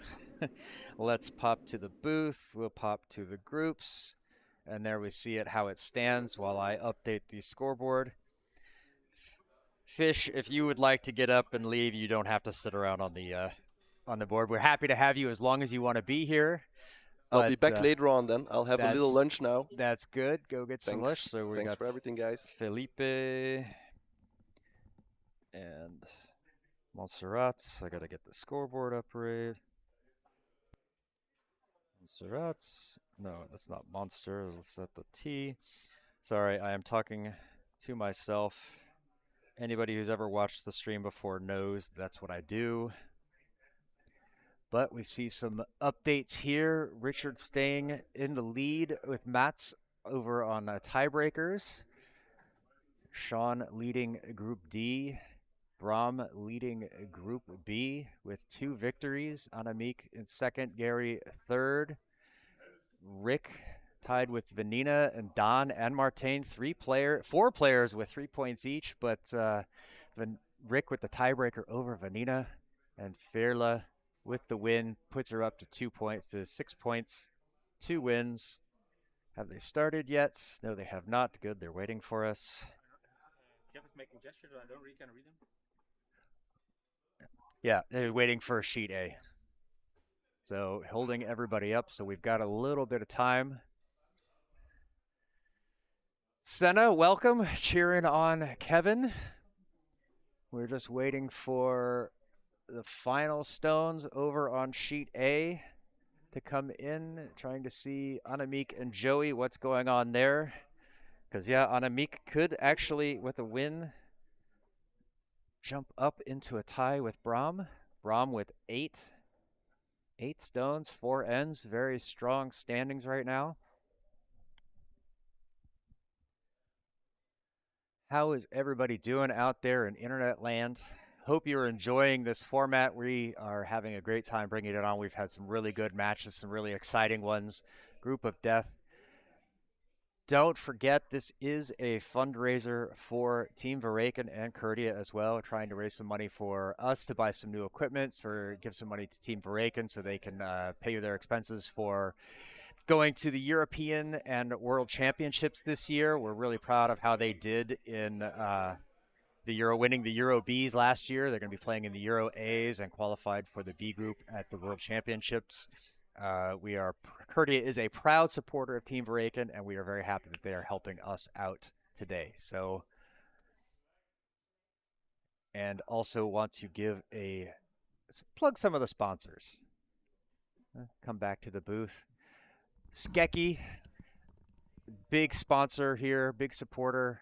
Going to hopefully talking about maybe a future partnership with them and other things. Martin's Hotels very generously offered a couple of big prizes.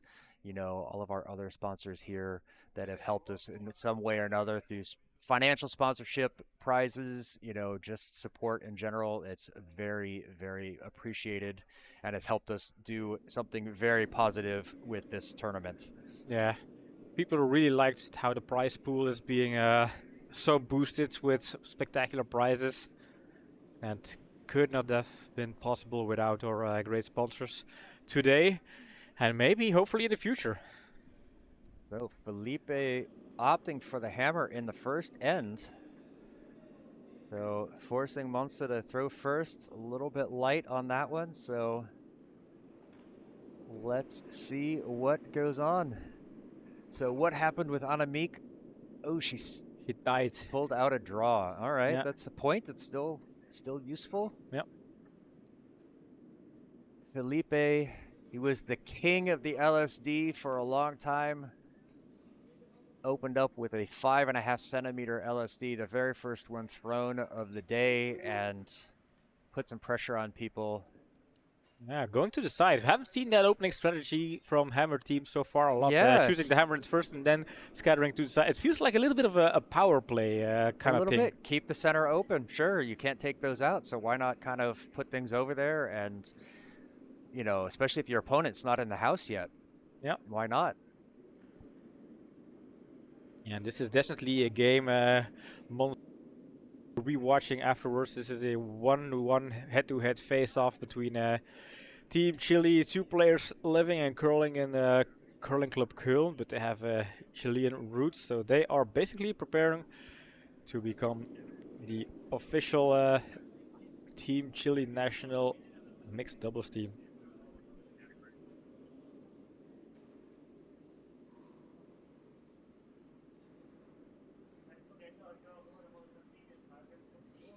No doubt takeouts are allowed, but we are going for a draw.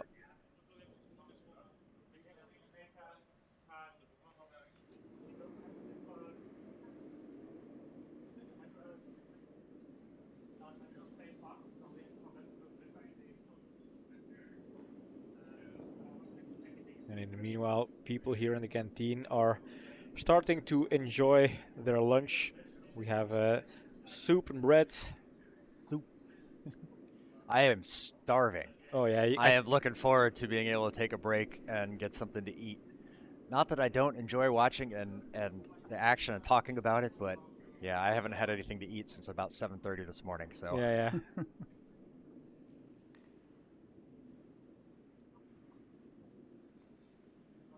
This one, yeah, now using that first stone from Monza to come around, hopefully get behind it. But even if not all the way there, about half buried above the 4-foot.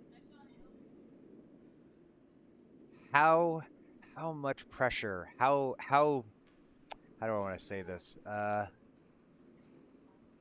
brutal will Felipe be to, you know, Monza, his partner, his wife, you know, put the pressure? It's like, it's all is fair in love and war. Yeah, or do they is he have like gonna- sneaky manipulating techniques to throw their partner off, like in a friendly way, but still in the kind of taunting way, you know? Yeah, yeah. I just put on my tight pants whenever I'm trying to get the my wife distracted. Yeah, it's quieted down now that everybody's eating. Yeah, you can definitely notice the difference here. Mouths are full, but they get to watch the action. Yeah, too bad we don't really have the actual curling on the TV because we have to show the standings. Yeah, we'll have to sort that out next year. But we do have an extra monitor in the back, so we can hook up the laptop on the extra monitor and then have the stream on TV. That's an option. We do. Maybe. But they are watching it live, so it's not that they're going to be seeing much different. They get to watch. I mean, That's they're true. seeing our perspective as opposed to their own. Yep.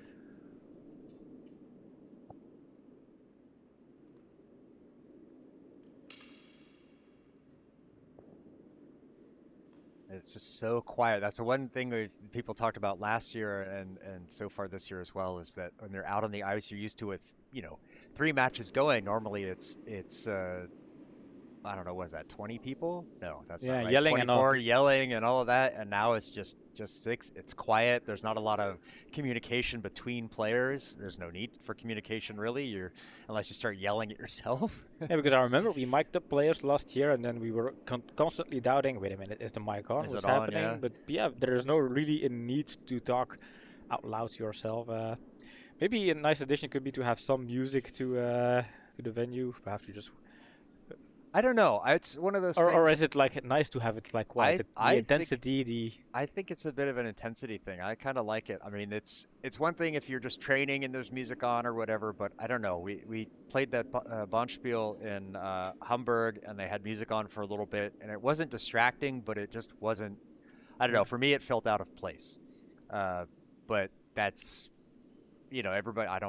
It's not a bad thing to have music or anything like that, but I think maybe when you're playing competitions, for me, I feel like I want to be in the game.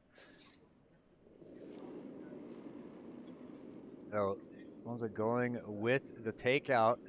Feels tight. Is that going to over curl? Yeah, that's going out wide. Maybe can chip off the yellow. Nope. She's going to find the gap.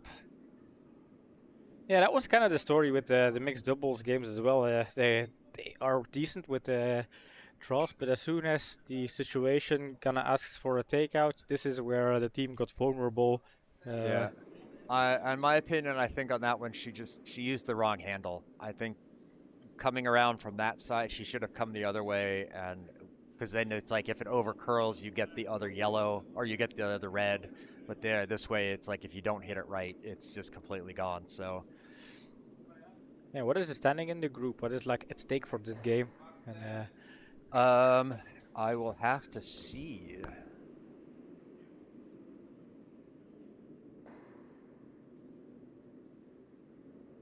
In this one, Felipe and Montserrat are 2nd and 3rd. They are both tied with 3 points, so this will be a decisive match. 3 points for the winner. Could do a lot. This one's going to overcurl and also kind of die. Does that get into the house? And that's, of course, the wrong camera. Ooh, I think that's just short, but it's hard to feels like say. it's short. It's pretty hard to say, but I feel like I see just a touch too much white underneath the stone to call it in. Yep. I think, yeah, that would have been interesting if it gets in as a biter. Then there's a possibility of a 5 house would be the first one of the tournament. Last year we had 2, I believe, and this year we've gone quite more matches, but fewer opportunities. Pretty kind of close. I didn't recall that much like 3s or 4s or 5s on the board. I think I've only seen a couple of 3s, so I don't think we've seen a 4 or a 5 yet. So.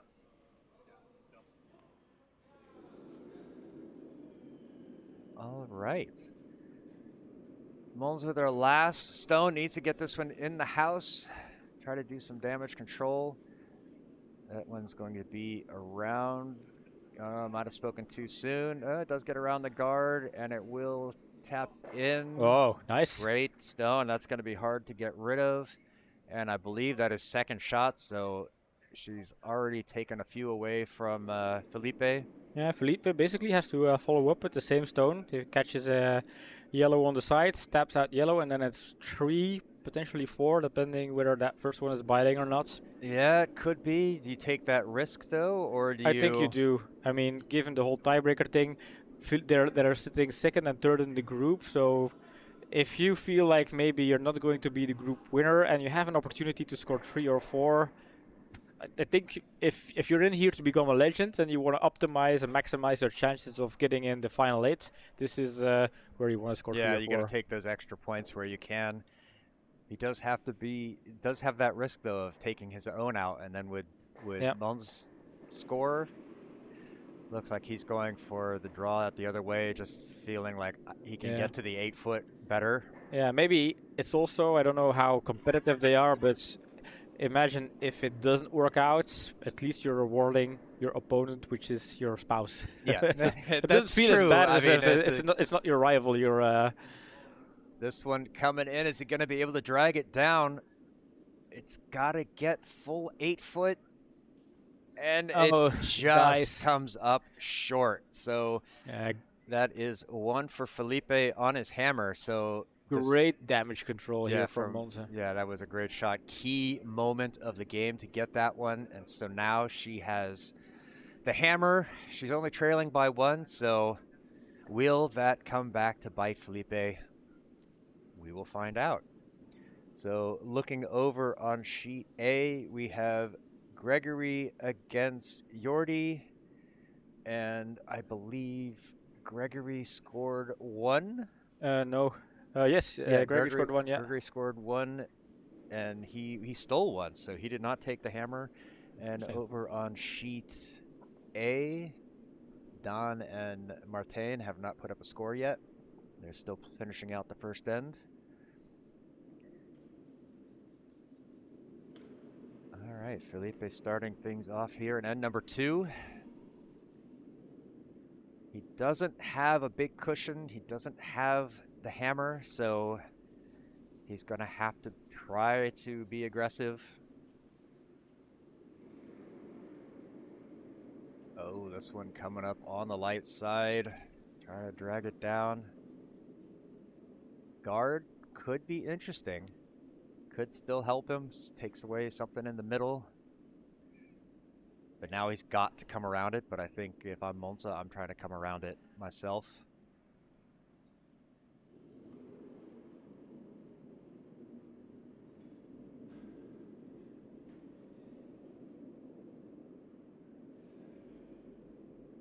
Line looks wide. Plenty of room around the guard, but we haven't seen it curl that much, and that looks on the heavy side.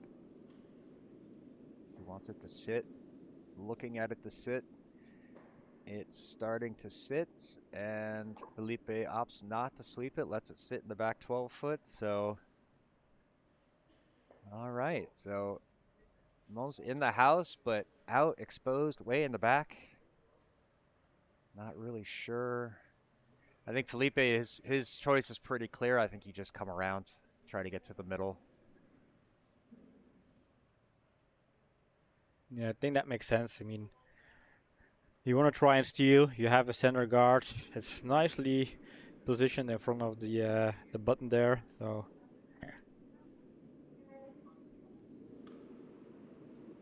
asking for a good come around.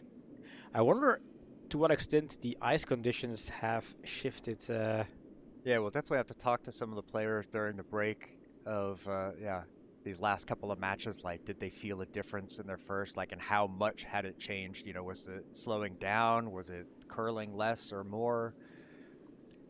Feels like the speed has stayed relatively stable, but we're seeing a lot of different paths out there being used.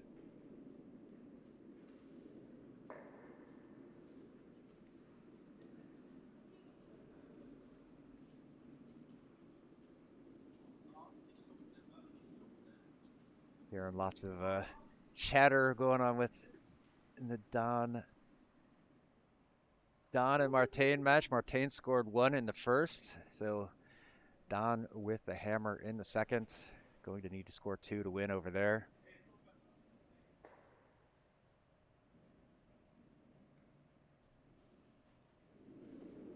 Don's trying to take this win from her husband. Needing to get this one, needing to start putting stones in place. Trying to get it to curl over. I just feel it's wide. That's going to be on that same path as the first one, so it's just not enough to get over. I think the weight was decent. It's a good draw, but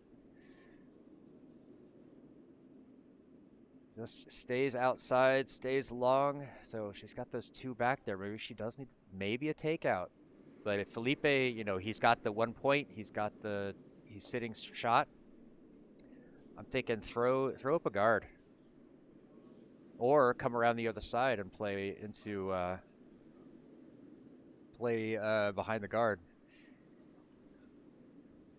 Our volunteers are trying to Yeah, keep it's their like spirit up. everybody's been pretty good so far about keeping things going. That the guys are really just out there, you know, putting up scores. So Yeah, I mean, they're that's doing a been- great job actually being there, updating. It feels like it's a real tournament where you mention your score to the umpire and then the umpire updates the scoreboard. yeah, instead everything of doing- happens. You're not doing it yourself like on a club night or just a regular training session. So yeah, I mean, it is a real tournament. We have real volunteers. Yeah.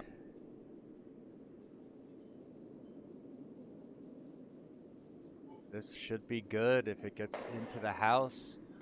Top 8 foot will be good. Don't want to get it too far. Give a hit and roll.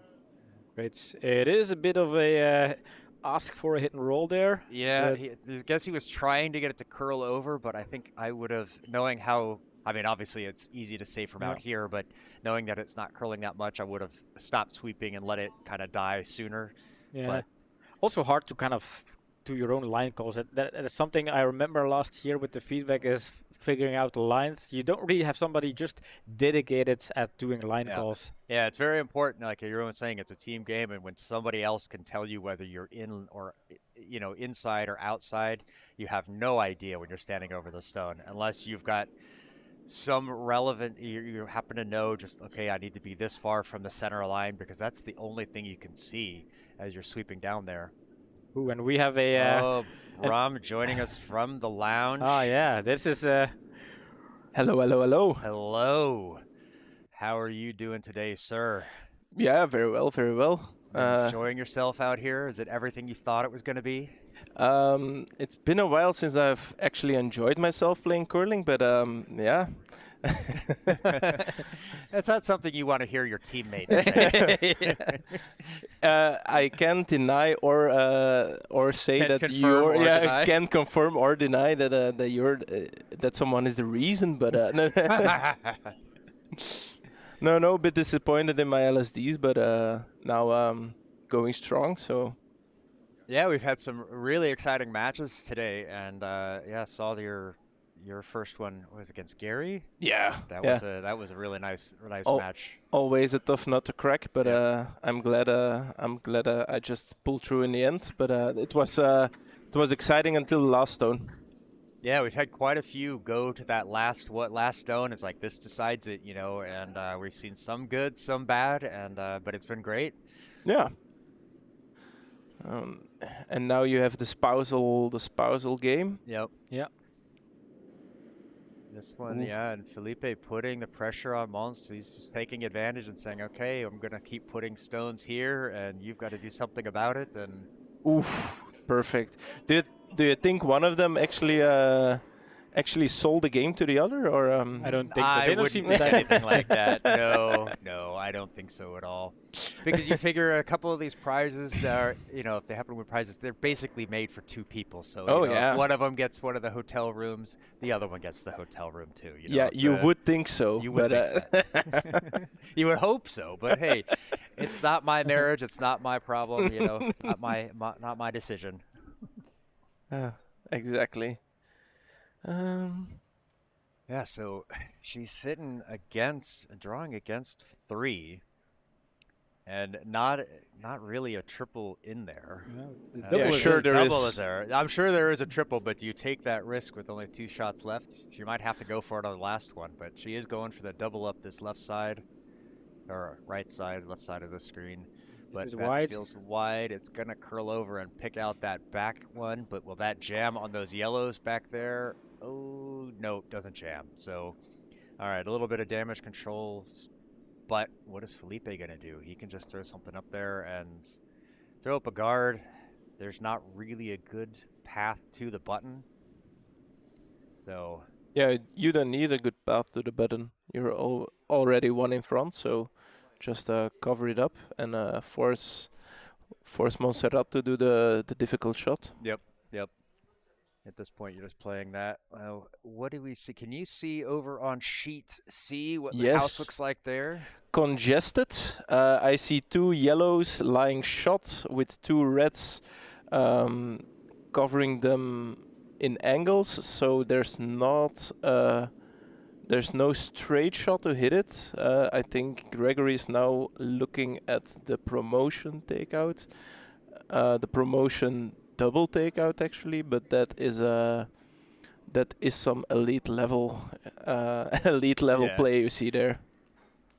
Ooh, a little bit heavy from Felipe here, but he taps his own onto the button, and it's going to make it that much harder for Mons to No, get in there. But There's still a a back draw. weight draw. Yeah, Yeah. just like you don't have to be that heavy. Just make sure you get in there, and if it's a little wide, you might get the chip off of Yeah. that red. Yeah. So she's got an option, but she's got to make it. She's been a little bit wide on this side. So Yeah. I think the win's gone. So yeah, her best bet. Yeah. Yeah, she's playing for the draw.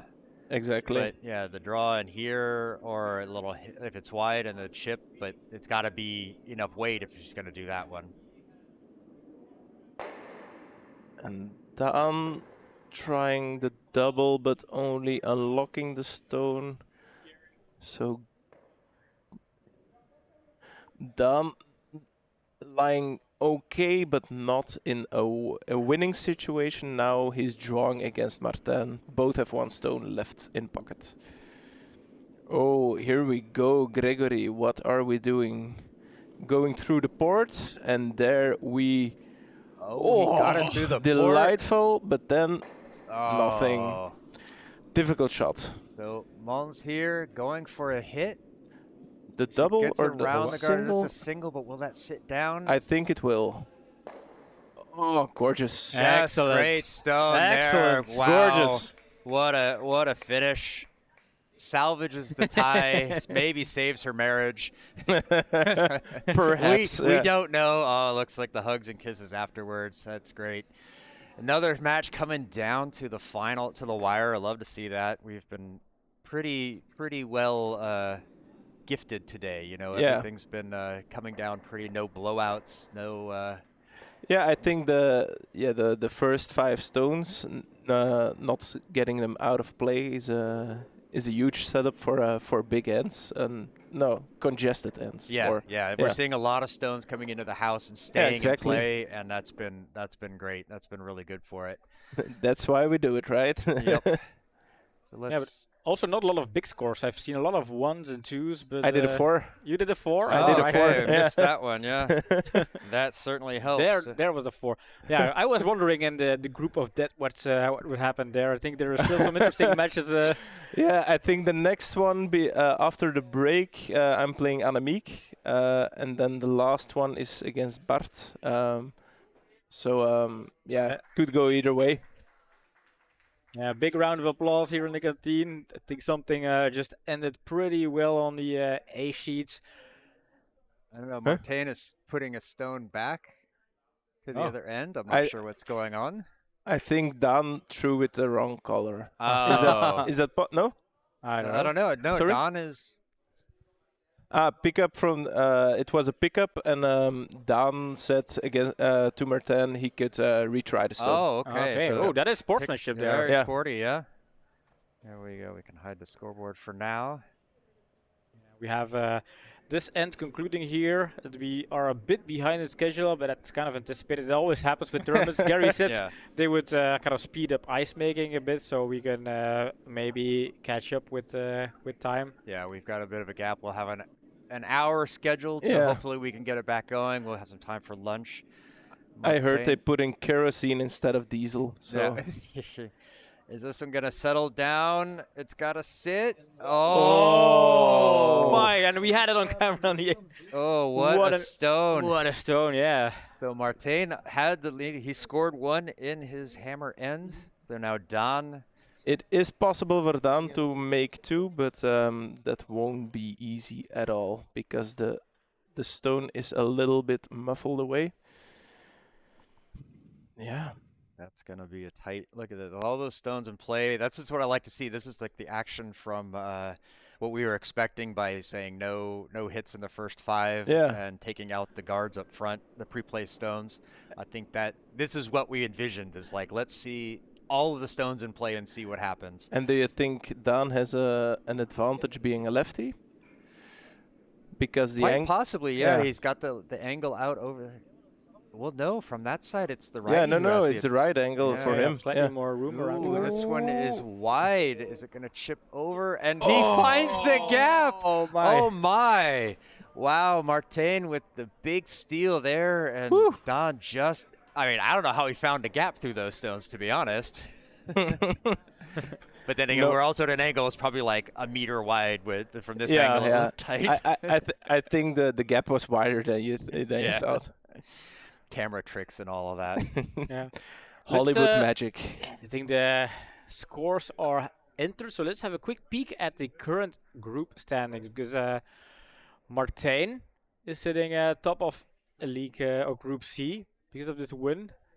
Unbeaten, 2 wins in a row.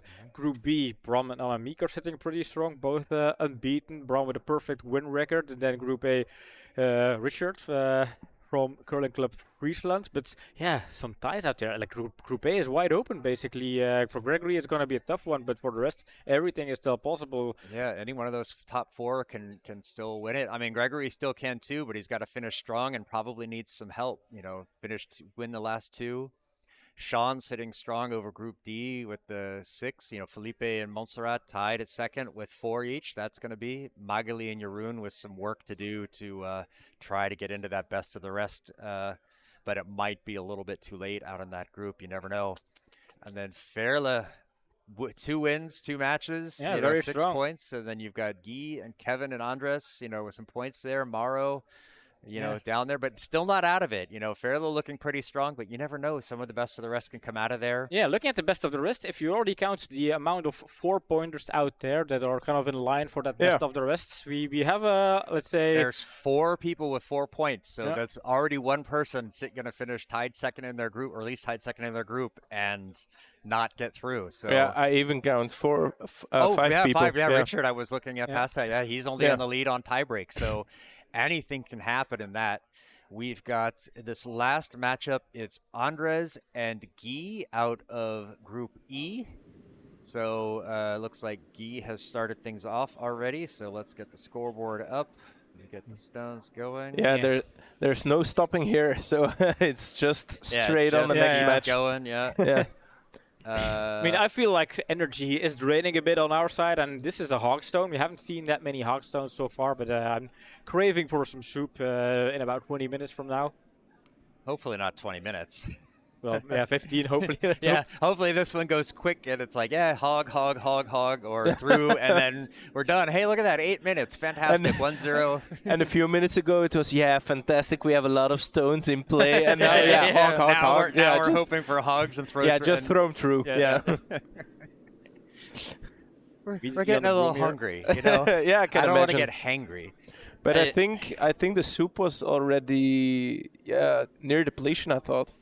We had like 10 liters of soup. Yeah, but a lot of hungry people. 20 liters of soup, so hopefully. No, I think... No, I'm just kidding with you. I just hope so. It is.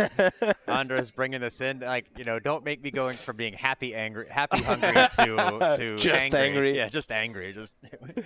Well, there should be a lot of bread, too. Well, the good thing is people like the soup. I mean, imagine if you bought 20 liters and nobody is touching the soup and you have to go home with... That's true, too. Yeah, it's like, well, then next year, all we would have is soup. This is left over from last year. You guys have to finish it. You get nothing until you finish it. Soup. I don't care. It's spoiled. You just eat it. Okay, what's the situation there? We have one corner. No, like one draw stone to the sides. Guy compensating for his hogged stone with a little more speed. Yeah. I am. But maybe the ice is at the end of its capabilities. I think so. We've seen a lot, and especially with these narrower paths, we're not going to see too many variations in it. So, but I just love Guy. It's like he throws it. It's like it is what it is. I think we've seen him sweep one stone in 2 years. So it's It is what it is, and I Yeah. love that attitude. He's having a good time out here. He wants to do well. It's not like he's just out here throwing stones and being in the Yeah. way, but it's like he's got a different style, and it's like, yeah, good for him. Yeah, and we have Andres competing against him, fellow takeout tiger. He's elite. He mentioned in our survey his legendary skill is perfect draws. Oh, Also, that's weird. he also entered. Never noticed that one. Yeah, and he was fourth in the last Curdia Legends event, so Yeah, last almost year, reaching yeah. the final there. But the fly apparently kept him from getting into that final. Oh yeah, the fly that landed on the ice in front of it. This in front of his stone. This one chips over. Yeah, he was also part of the lucky third place. He had to play the play-in match against Guy. Yeah, he had a long And- route to that Yeah, final. he had the long road to get to the bronze medal match. And making sure that the cushions are nicely aligned with the. And it's also always important to have the club looking crisp, sharp. Yeah, you can never you can never take the manager out of the job out of your body when you're on the ice. When you work here and you play here, it's difficult. Smooth. No, you've been going for a long time, so I can totally I think imagine. anybody who's ever watched Yeah. our streams before knows I get weird at times. So it's like I lose trains of thought in the middle. And, Yeah, we're approaching the 2 hours 30 mark, so No, three- buckle up, bitches. Sorry. 3 hours and 15 minutes just on this stream, not including the 30 minutes or 45 minutes from before. So we're in it. We're in it, baby. Let's go. All right, Guy getting in there in the 4-foot, sitting partially So, corner frozen. I have a question for you guys. So we've had to fill out the biographies, and is there already a juicy fact you have shared with the viewers, but not with us?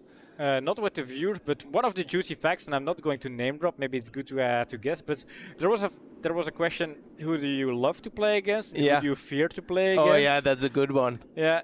One of the answers is I fear to play against ... because he always gets mad. That was one of the answers. Oh damn, is that? Oh, I feel a bit targeted actually. Yeah.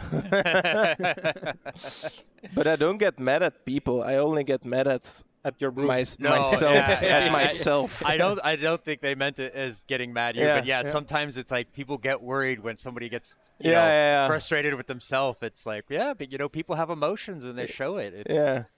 So some a little more than others, but yeah, yeah. Yeah, sport is emotion, and especially at Curdia Legends. I know- The only person you can get mad at is yourself, because you have to do everything yourself. You cannot. Yeah.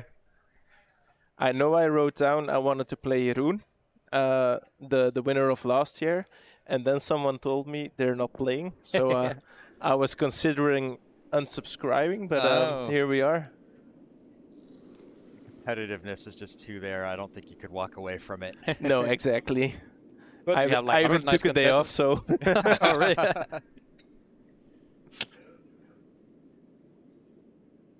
This one is a little bit light, gonna over curl. oh yeah, the game, right? Yeah, we still have action going on the ice. We've got to finish So- last couple of stones of this first end. Guy still sitting with Lying the shot, shots, lying shot, but Andres can side frozen. he could still chip that out, but I think it would still leave the button open. Yeah, I don't think there's an angle where you can get it out and cover the button. Maybe if you hit it on the nose, you just shimmy the yellow one a little bit to the side. But yeah, we'll have to see what the legs of Andres hold speed-wise. I mean, he plays, There we are. He's our lead, but every once in a while, like every time I play against him in the club championship, and he's throwing middle stones, he throws takeouts. It's like, and they're like on point. It's like, where is this during our league matches? At Trying all, to yeah. Hold it, yeah. And this one's gonna over curl. He's gonna chip over, so he'll lose the yellow. Uses the jammer's red. Oh there. no, he's That got works. the jammer. I mean, so works that perfectly. and This is gets behind. a takeout, gets behind the guards. He has 2 extra stones. Okay, result this here. Yeah, this was Guy. better than I anticipated. But Yeah. now a perfect draw from Guy. And that will make things difficult. Let's take a look over the overhead here, see what we're working with. That's the empty house. There we go. Yeah, it's behind the tee line. It's just outside of the button, so there is a chance to come. You can come from either direction, but I'm probably coming from the center, going over like this. Yeah, I don't know if it curls enough. I would. Come from the other side? Yeah, exactly. You have the staggered guards, so you have a little more room to get behind. All right, But yeah, Guy, if you don't know the ice. make me look like a genius, Guy.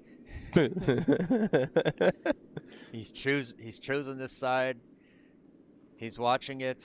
It's wide. Now it's starting to slow down. Is he going to be able to get over there? Actually sweeping. Let's go. Oh, I don't think it's got the weight. Feels it's overcurling. And- Yeah. All right, so Andres can put up the first 4 on the broadcast. Just to clarify that. First big. Yeah, I was ready to jump in. Yeah, so- yeah, I know. I was aware. A 4 could be huge here. Ooh, we lost the screen. HDMI. DMI. We will Yeah. sort that out. I can enter the score from my phone, so we Did, can update the my group laptop stage. battery died. I don't know. Did it? I'm Oh gonna yeah, go check. the laptop's gone. Yeah. Oh, didn't plug in. I don't know. All right. So Andres trying to draw here, basically an open draw for 4, Yeah, exactly. and Pim left. I didn't realize I had to take the mic or the thing, but there we go. Just like I'm a professional. This looks easy. Will Easy. in, and that is a solid 4. Look at that draw right above the tee. Yeah, and that is a huge result actually here for Yeah. Andres. I mean, coming back from a 4, you only have 5 stones to throw. It's going to be almost a mission impossible here for Guy. Now, Guy is not the type of guy that would not accept that challenge, but still, the numbers kind of speak for themselves. Yeah, that's a Yeah, tough exactly. one. So yeah, you're. Yeah, how do you approach this? I mean, you got to put yourself in Guy's shoes. Are you going to try and say, okay, I just need the stones. Maybe I can win the end and get some stones, but winning the match is kind of out of reach. Or do you try to just say, let's I put think- everything on the pin? No, depends on how Andres begins. But if you have the room, I would maybe even try and steer clear of the pin, because maybe Andres won't change your stones at the sides, and then you can try and throw some weight at it. But yeah, that's the difficult one, of course. Yeah, that's probably a pretty reasonable expectation there. Yeah, and for Andres, this is an important game here. He is only sitting 1 point in a group, sitting 4th. Guy is sitting 2nd in this Group E, so Andres really needs this win if he wants to have a shot at reaching the final 8 in this tournament. Yeah, Andres gets it into the top of the house. And is it only our group that got the house of the group of death moniker, or the No, others? it's just this one. It's Yeah. always only ever one group of death. Oh, I mean, there's always yeah. There's only one group of that, but do This you have is- like the Pink Pony Club or something, or no? No, but this is one that the dark horse group. It's like dark- this is one where it's like you look at it and Yeah. any one of them could come out of The it. surprise it's like- box, Yeah, yeah. it's like you just don't know. So it's The wild cards. Yep. So, like when you mentioned the Pink Pony, we've had this discussion in the WhatsApp group where you promised to wear an all clown suit in return for Yeah, a special but, unique clown badge. I'm gonna clarify. I thought the clown outfit would be here, but Oh, It was we not. Had Yeah. to provide the clown outfit. Yeah, of course. I see. I see. don't mind making a clown for of myself, but You need some help. I get it. yeah, exactly. All right, over on sheet A, Richard scored 1 in the first, so they moved over into second end. Matt's going to need to score big. Richard taking the hammer in the first end, so using it to score 1. Yeah, for Richard, this could be like a big win here, almost sealing the top position in League A if he wins this one. Yep, I believe he's He's one of the. I think there's 2 players that end up playing 3 matches before lunch, and it was just an unfortunate drawing quirk, scheduling quirk. But when you've got 25 people and you're trying to spread things out on 3s or 6s, it's a little bit tough. Yeah. So some people are getting screwed by playing a lot of matches early. 1 person or 2 people, I think, finish in after draw 13, so they have 4 more draws to wait for the playoffs. But Well, everyone has to play all 5, right? yeah, so we're getting everybody 4 matches instead of 3, and then they get playoffs. So Yeah, I think everybody basically has 5 matches except for the 1 person, but it's almost a guarantee 5-match tournament here. yeah. This comes into the house, going to be over the tee. How far is Andres going to sweep it? Not very far. So There wasn't a lot of juice left on the no, stones. it's just like no juice, no juice. You just made it sound like, yeah, how far is it going to sweep it? Yeah, no. You got to make sure those people that are just have it on in the background, they Yeah. get a little like, oh, what's going on? Ah, I tricked you. I fool you again. Spaghetti arms. Yeah, and Amik said sometimes she watches the stream, but like from a side angle, and then we kind of hype things that are not super exciting. So she jumps out, oh, what happened? Or she kind of wakes up from the couch. Just a draw. It's like, oh, look at that. It's into the 8-foot. Amazing. Incredible. He hogged it. I can't believe it. What happened? What happened? I have no words for how bad that stone was. Look at that sweeping effort, trying to get it around. Can he get it as deep as possible? Needs to find the 4-foot to stay shot. Doesn't want to leave a guard there. No, and yeah, doesn't make the house. Leaves still a gap to draw in. Yeah. Yeah, useless. Could be an interesting match. We thought, oh, Andres has it locked up, and now Guy is already sitting 2. Chance to get a 3rd one in there. Yeah, exactly. Could we see the Oh yeah, the the draw for elusive 4. steal? That would be nice. Could we see the elusive 5 house? Oof. Because I think we had a match last year where Gregory scored 3 in the first, and then against Dirk, and Dirk scored 4 in the second to win it. Yeah, I think Martin scored a 5 house in that tournament at some point. No, it was Caro and Frank. Oh yeah, that's. Oh, this looks good. This looks good. It's going to Come on, and chip it. sit. Yeah, this is. Oh, that one just a bit too far. A little too far, but it'd still be useful. Could possibly come into play depending on what happens. Yeah, still great. If you're Andres, you just want to keep things open, right? Or No, I would. get rid of some redstones. No, get one in and lock up. Something like that. Yeah, that's true, because you might want to go for that tiebreaker. Just you have hammer, so you don't want to end up with a difficult stone with your last one. I mean, yeah. No, Gears hammer, right? Yes. Yeah. Oh yeah, Gears hammer. Yeah. Yeah, then You can also see it there. It's much easier. Yeah, I'm always looking at the. Tim's always squinting at the small preview that he uses for checking camera angles, and not the actual large preview we have on the screen where we can read it. Yeah. That one that's right in front of his face. Yeah, that's one actually has the one and sole purpose of having that clarity. Information for us? No, thank you. No, that's too easy. Is that a 0 or is it a pixel trying to come? No, that's just some Some dirt. Some dirt. This one's gonna curl. Is it gonna chip? Oh no, that's gonna be right on that back one. That's a great stone. Andres played a real risky one coming that direction. Yeah, that's all you need. Yep. This is almost a locked up game now, because you have all the I think 2 redstones being outscored by at least 2 yellows. So this is a tough cookie. I think that's that pretty much puts it in the pocket for Andres. If he doesn't do something really stupid now. Yeah. Well, I'm not even sure what he could do to help himself, to hurt himself. If he takes out the front yellows, and then Guy can play the takeout. Yeah, I'm just I mean, there's brainstorming, right? Yeah, but there's certainly options, but we're talking a lot of big oopsies. Yeah. So just flinging this one down with reckless abandon. And that is going to chip on the yellow. Did it push it too far? No. Swedish curl. Oh, back Swedish in. curl. Wow, what a gear there. Holy cow. That might have saved the end yeah, for yeah, him. he Yeah, shot. that kept it there. Holy cow, that really geared over to the side. Yeah.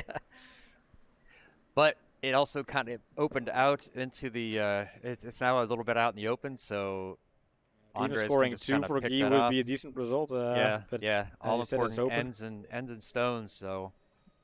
So it's first ends, then stones, Yes. and then tiebreaker. Yeah. Tiebreaker is the LSD. Oh yeah. Oh yeah. You Well, no, you it's- have the You have the points from the matches, then you have the ends. yeah. You have the internal battle. No. No, How do you no, say it? the final the tiebreak. head-to-head. head-to-head. Yeah, the head-to-head. No, because that was too hard to program in Excel. I'm really glad you're that honest, actually. Yeah, that was one of those things where it's like, well, I would have spent a lot more time looking Yeah. for sponsors than making sure everybody feels like If the separation is okay. If I have a little more time for this, I would, but no, thank you. Maybe for next year I'll look Yeah. at something for that. And good thing for Anders here that Yellowstone there in the top 12 is still outcounting Look- the 3 redstones. Yeah. There is a very, very thin double, but that is a very, very difficult. So if I'm looking at this right, you got to come like here and here. Yeah, you have to really whiff it, but that's Yeah, I think if you're Guy, you now have 3 points. I think you just hope to win a couple of other games and get here some tiebreaker results Yeah, with yeah, and yeah. I think I'm playing probably. not everyone always plays as champagne curling like I do. But I tried it in the first end. I just overcurled a little bit, but in my first match against Gary. I love that Guy, once he gets up, he puts his hand straight in his pocket. And where's the Can't- stopwatch? can't Is be it still around the bothered. neck? There we go, and that is going to do it. Perfect. So he gets the Excellent. hits, and it looks nice, but it is just one. That would have been funny, amazing if he had managed to come back there. So that is going to be a win for Andres. That is, but it's a stone and an end for Guy. Yeah. If Jeff puts up the scoreboard, we will jump back to the booth to say goodbye, and we'll take one quiz. We'll fix it in post. Yeah. We will take one last look at the group standings before we head off to our lunch break. We'll be back in an hour after that. Jeff has updated it so Yeah. we can take a look. I don't think you have an hour, but fine. Yeah, Just it's- eat I mean, double as fast. I'm just gonna eat like, yeah, we'll see. An I mean, animal. we can get back on track as soon as the ice is ready. So Yeah, exactly. all right. Did that update yet? There's still one result coming in, I think, or Mats and because Shire just Richard that is a just wrap. finished. So that is it. So this should be the Richard is at 7 points, so that result Yeah. is in. Yep. Yeah, so looking currently the bragging rights after this part 1 of the group stage, bragging rights go to Richard, Bram, Martijn, Sean, and Veerle. At this point in the tournament, these would be the 5 people leading the group entering the legendary road towards golden victory. Some interesting matchups headed forward, but still a lot to play for, especially with the groups where there are some four pointers. very tight for the best of the rest. We've got Yeah. 4 people with 4 points. We've got a bunch of people with 3, so still a lot to play for. Just a quick note, Richard does have that 1 extra match played, so yeah, it's not guaranteed the top spot, but you know, he's looking pretty good in his group, so he's one of the few people that have had 3 matches played. He and Mats both had 3 matches played before the break. Yep. But anything can still happen, so join us when we come back. We want to thank out all of our sponsors. As we come back to the screen, we've got Skeki, Martin's Hotels, big support here HDB Verzekering, Quality Works, I'm trying to forget, Glass Goods, Yasai, Bernie's, Aaron Meckley. We want to thank everybody who has, all of these companies that have given the support for this tournament and helped us bring something good and raise some funds for Team Verreken and also a little bit for us to try to make some, get some new equipment. Thank you guys for joining. We hope to see you back in an hour. Don't forget to like, subscribe, and turn on the notification for the next stream so you know when we do go live. Until then, bye-bye. Bye bye. See you soon.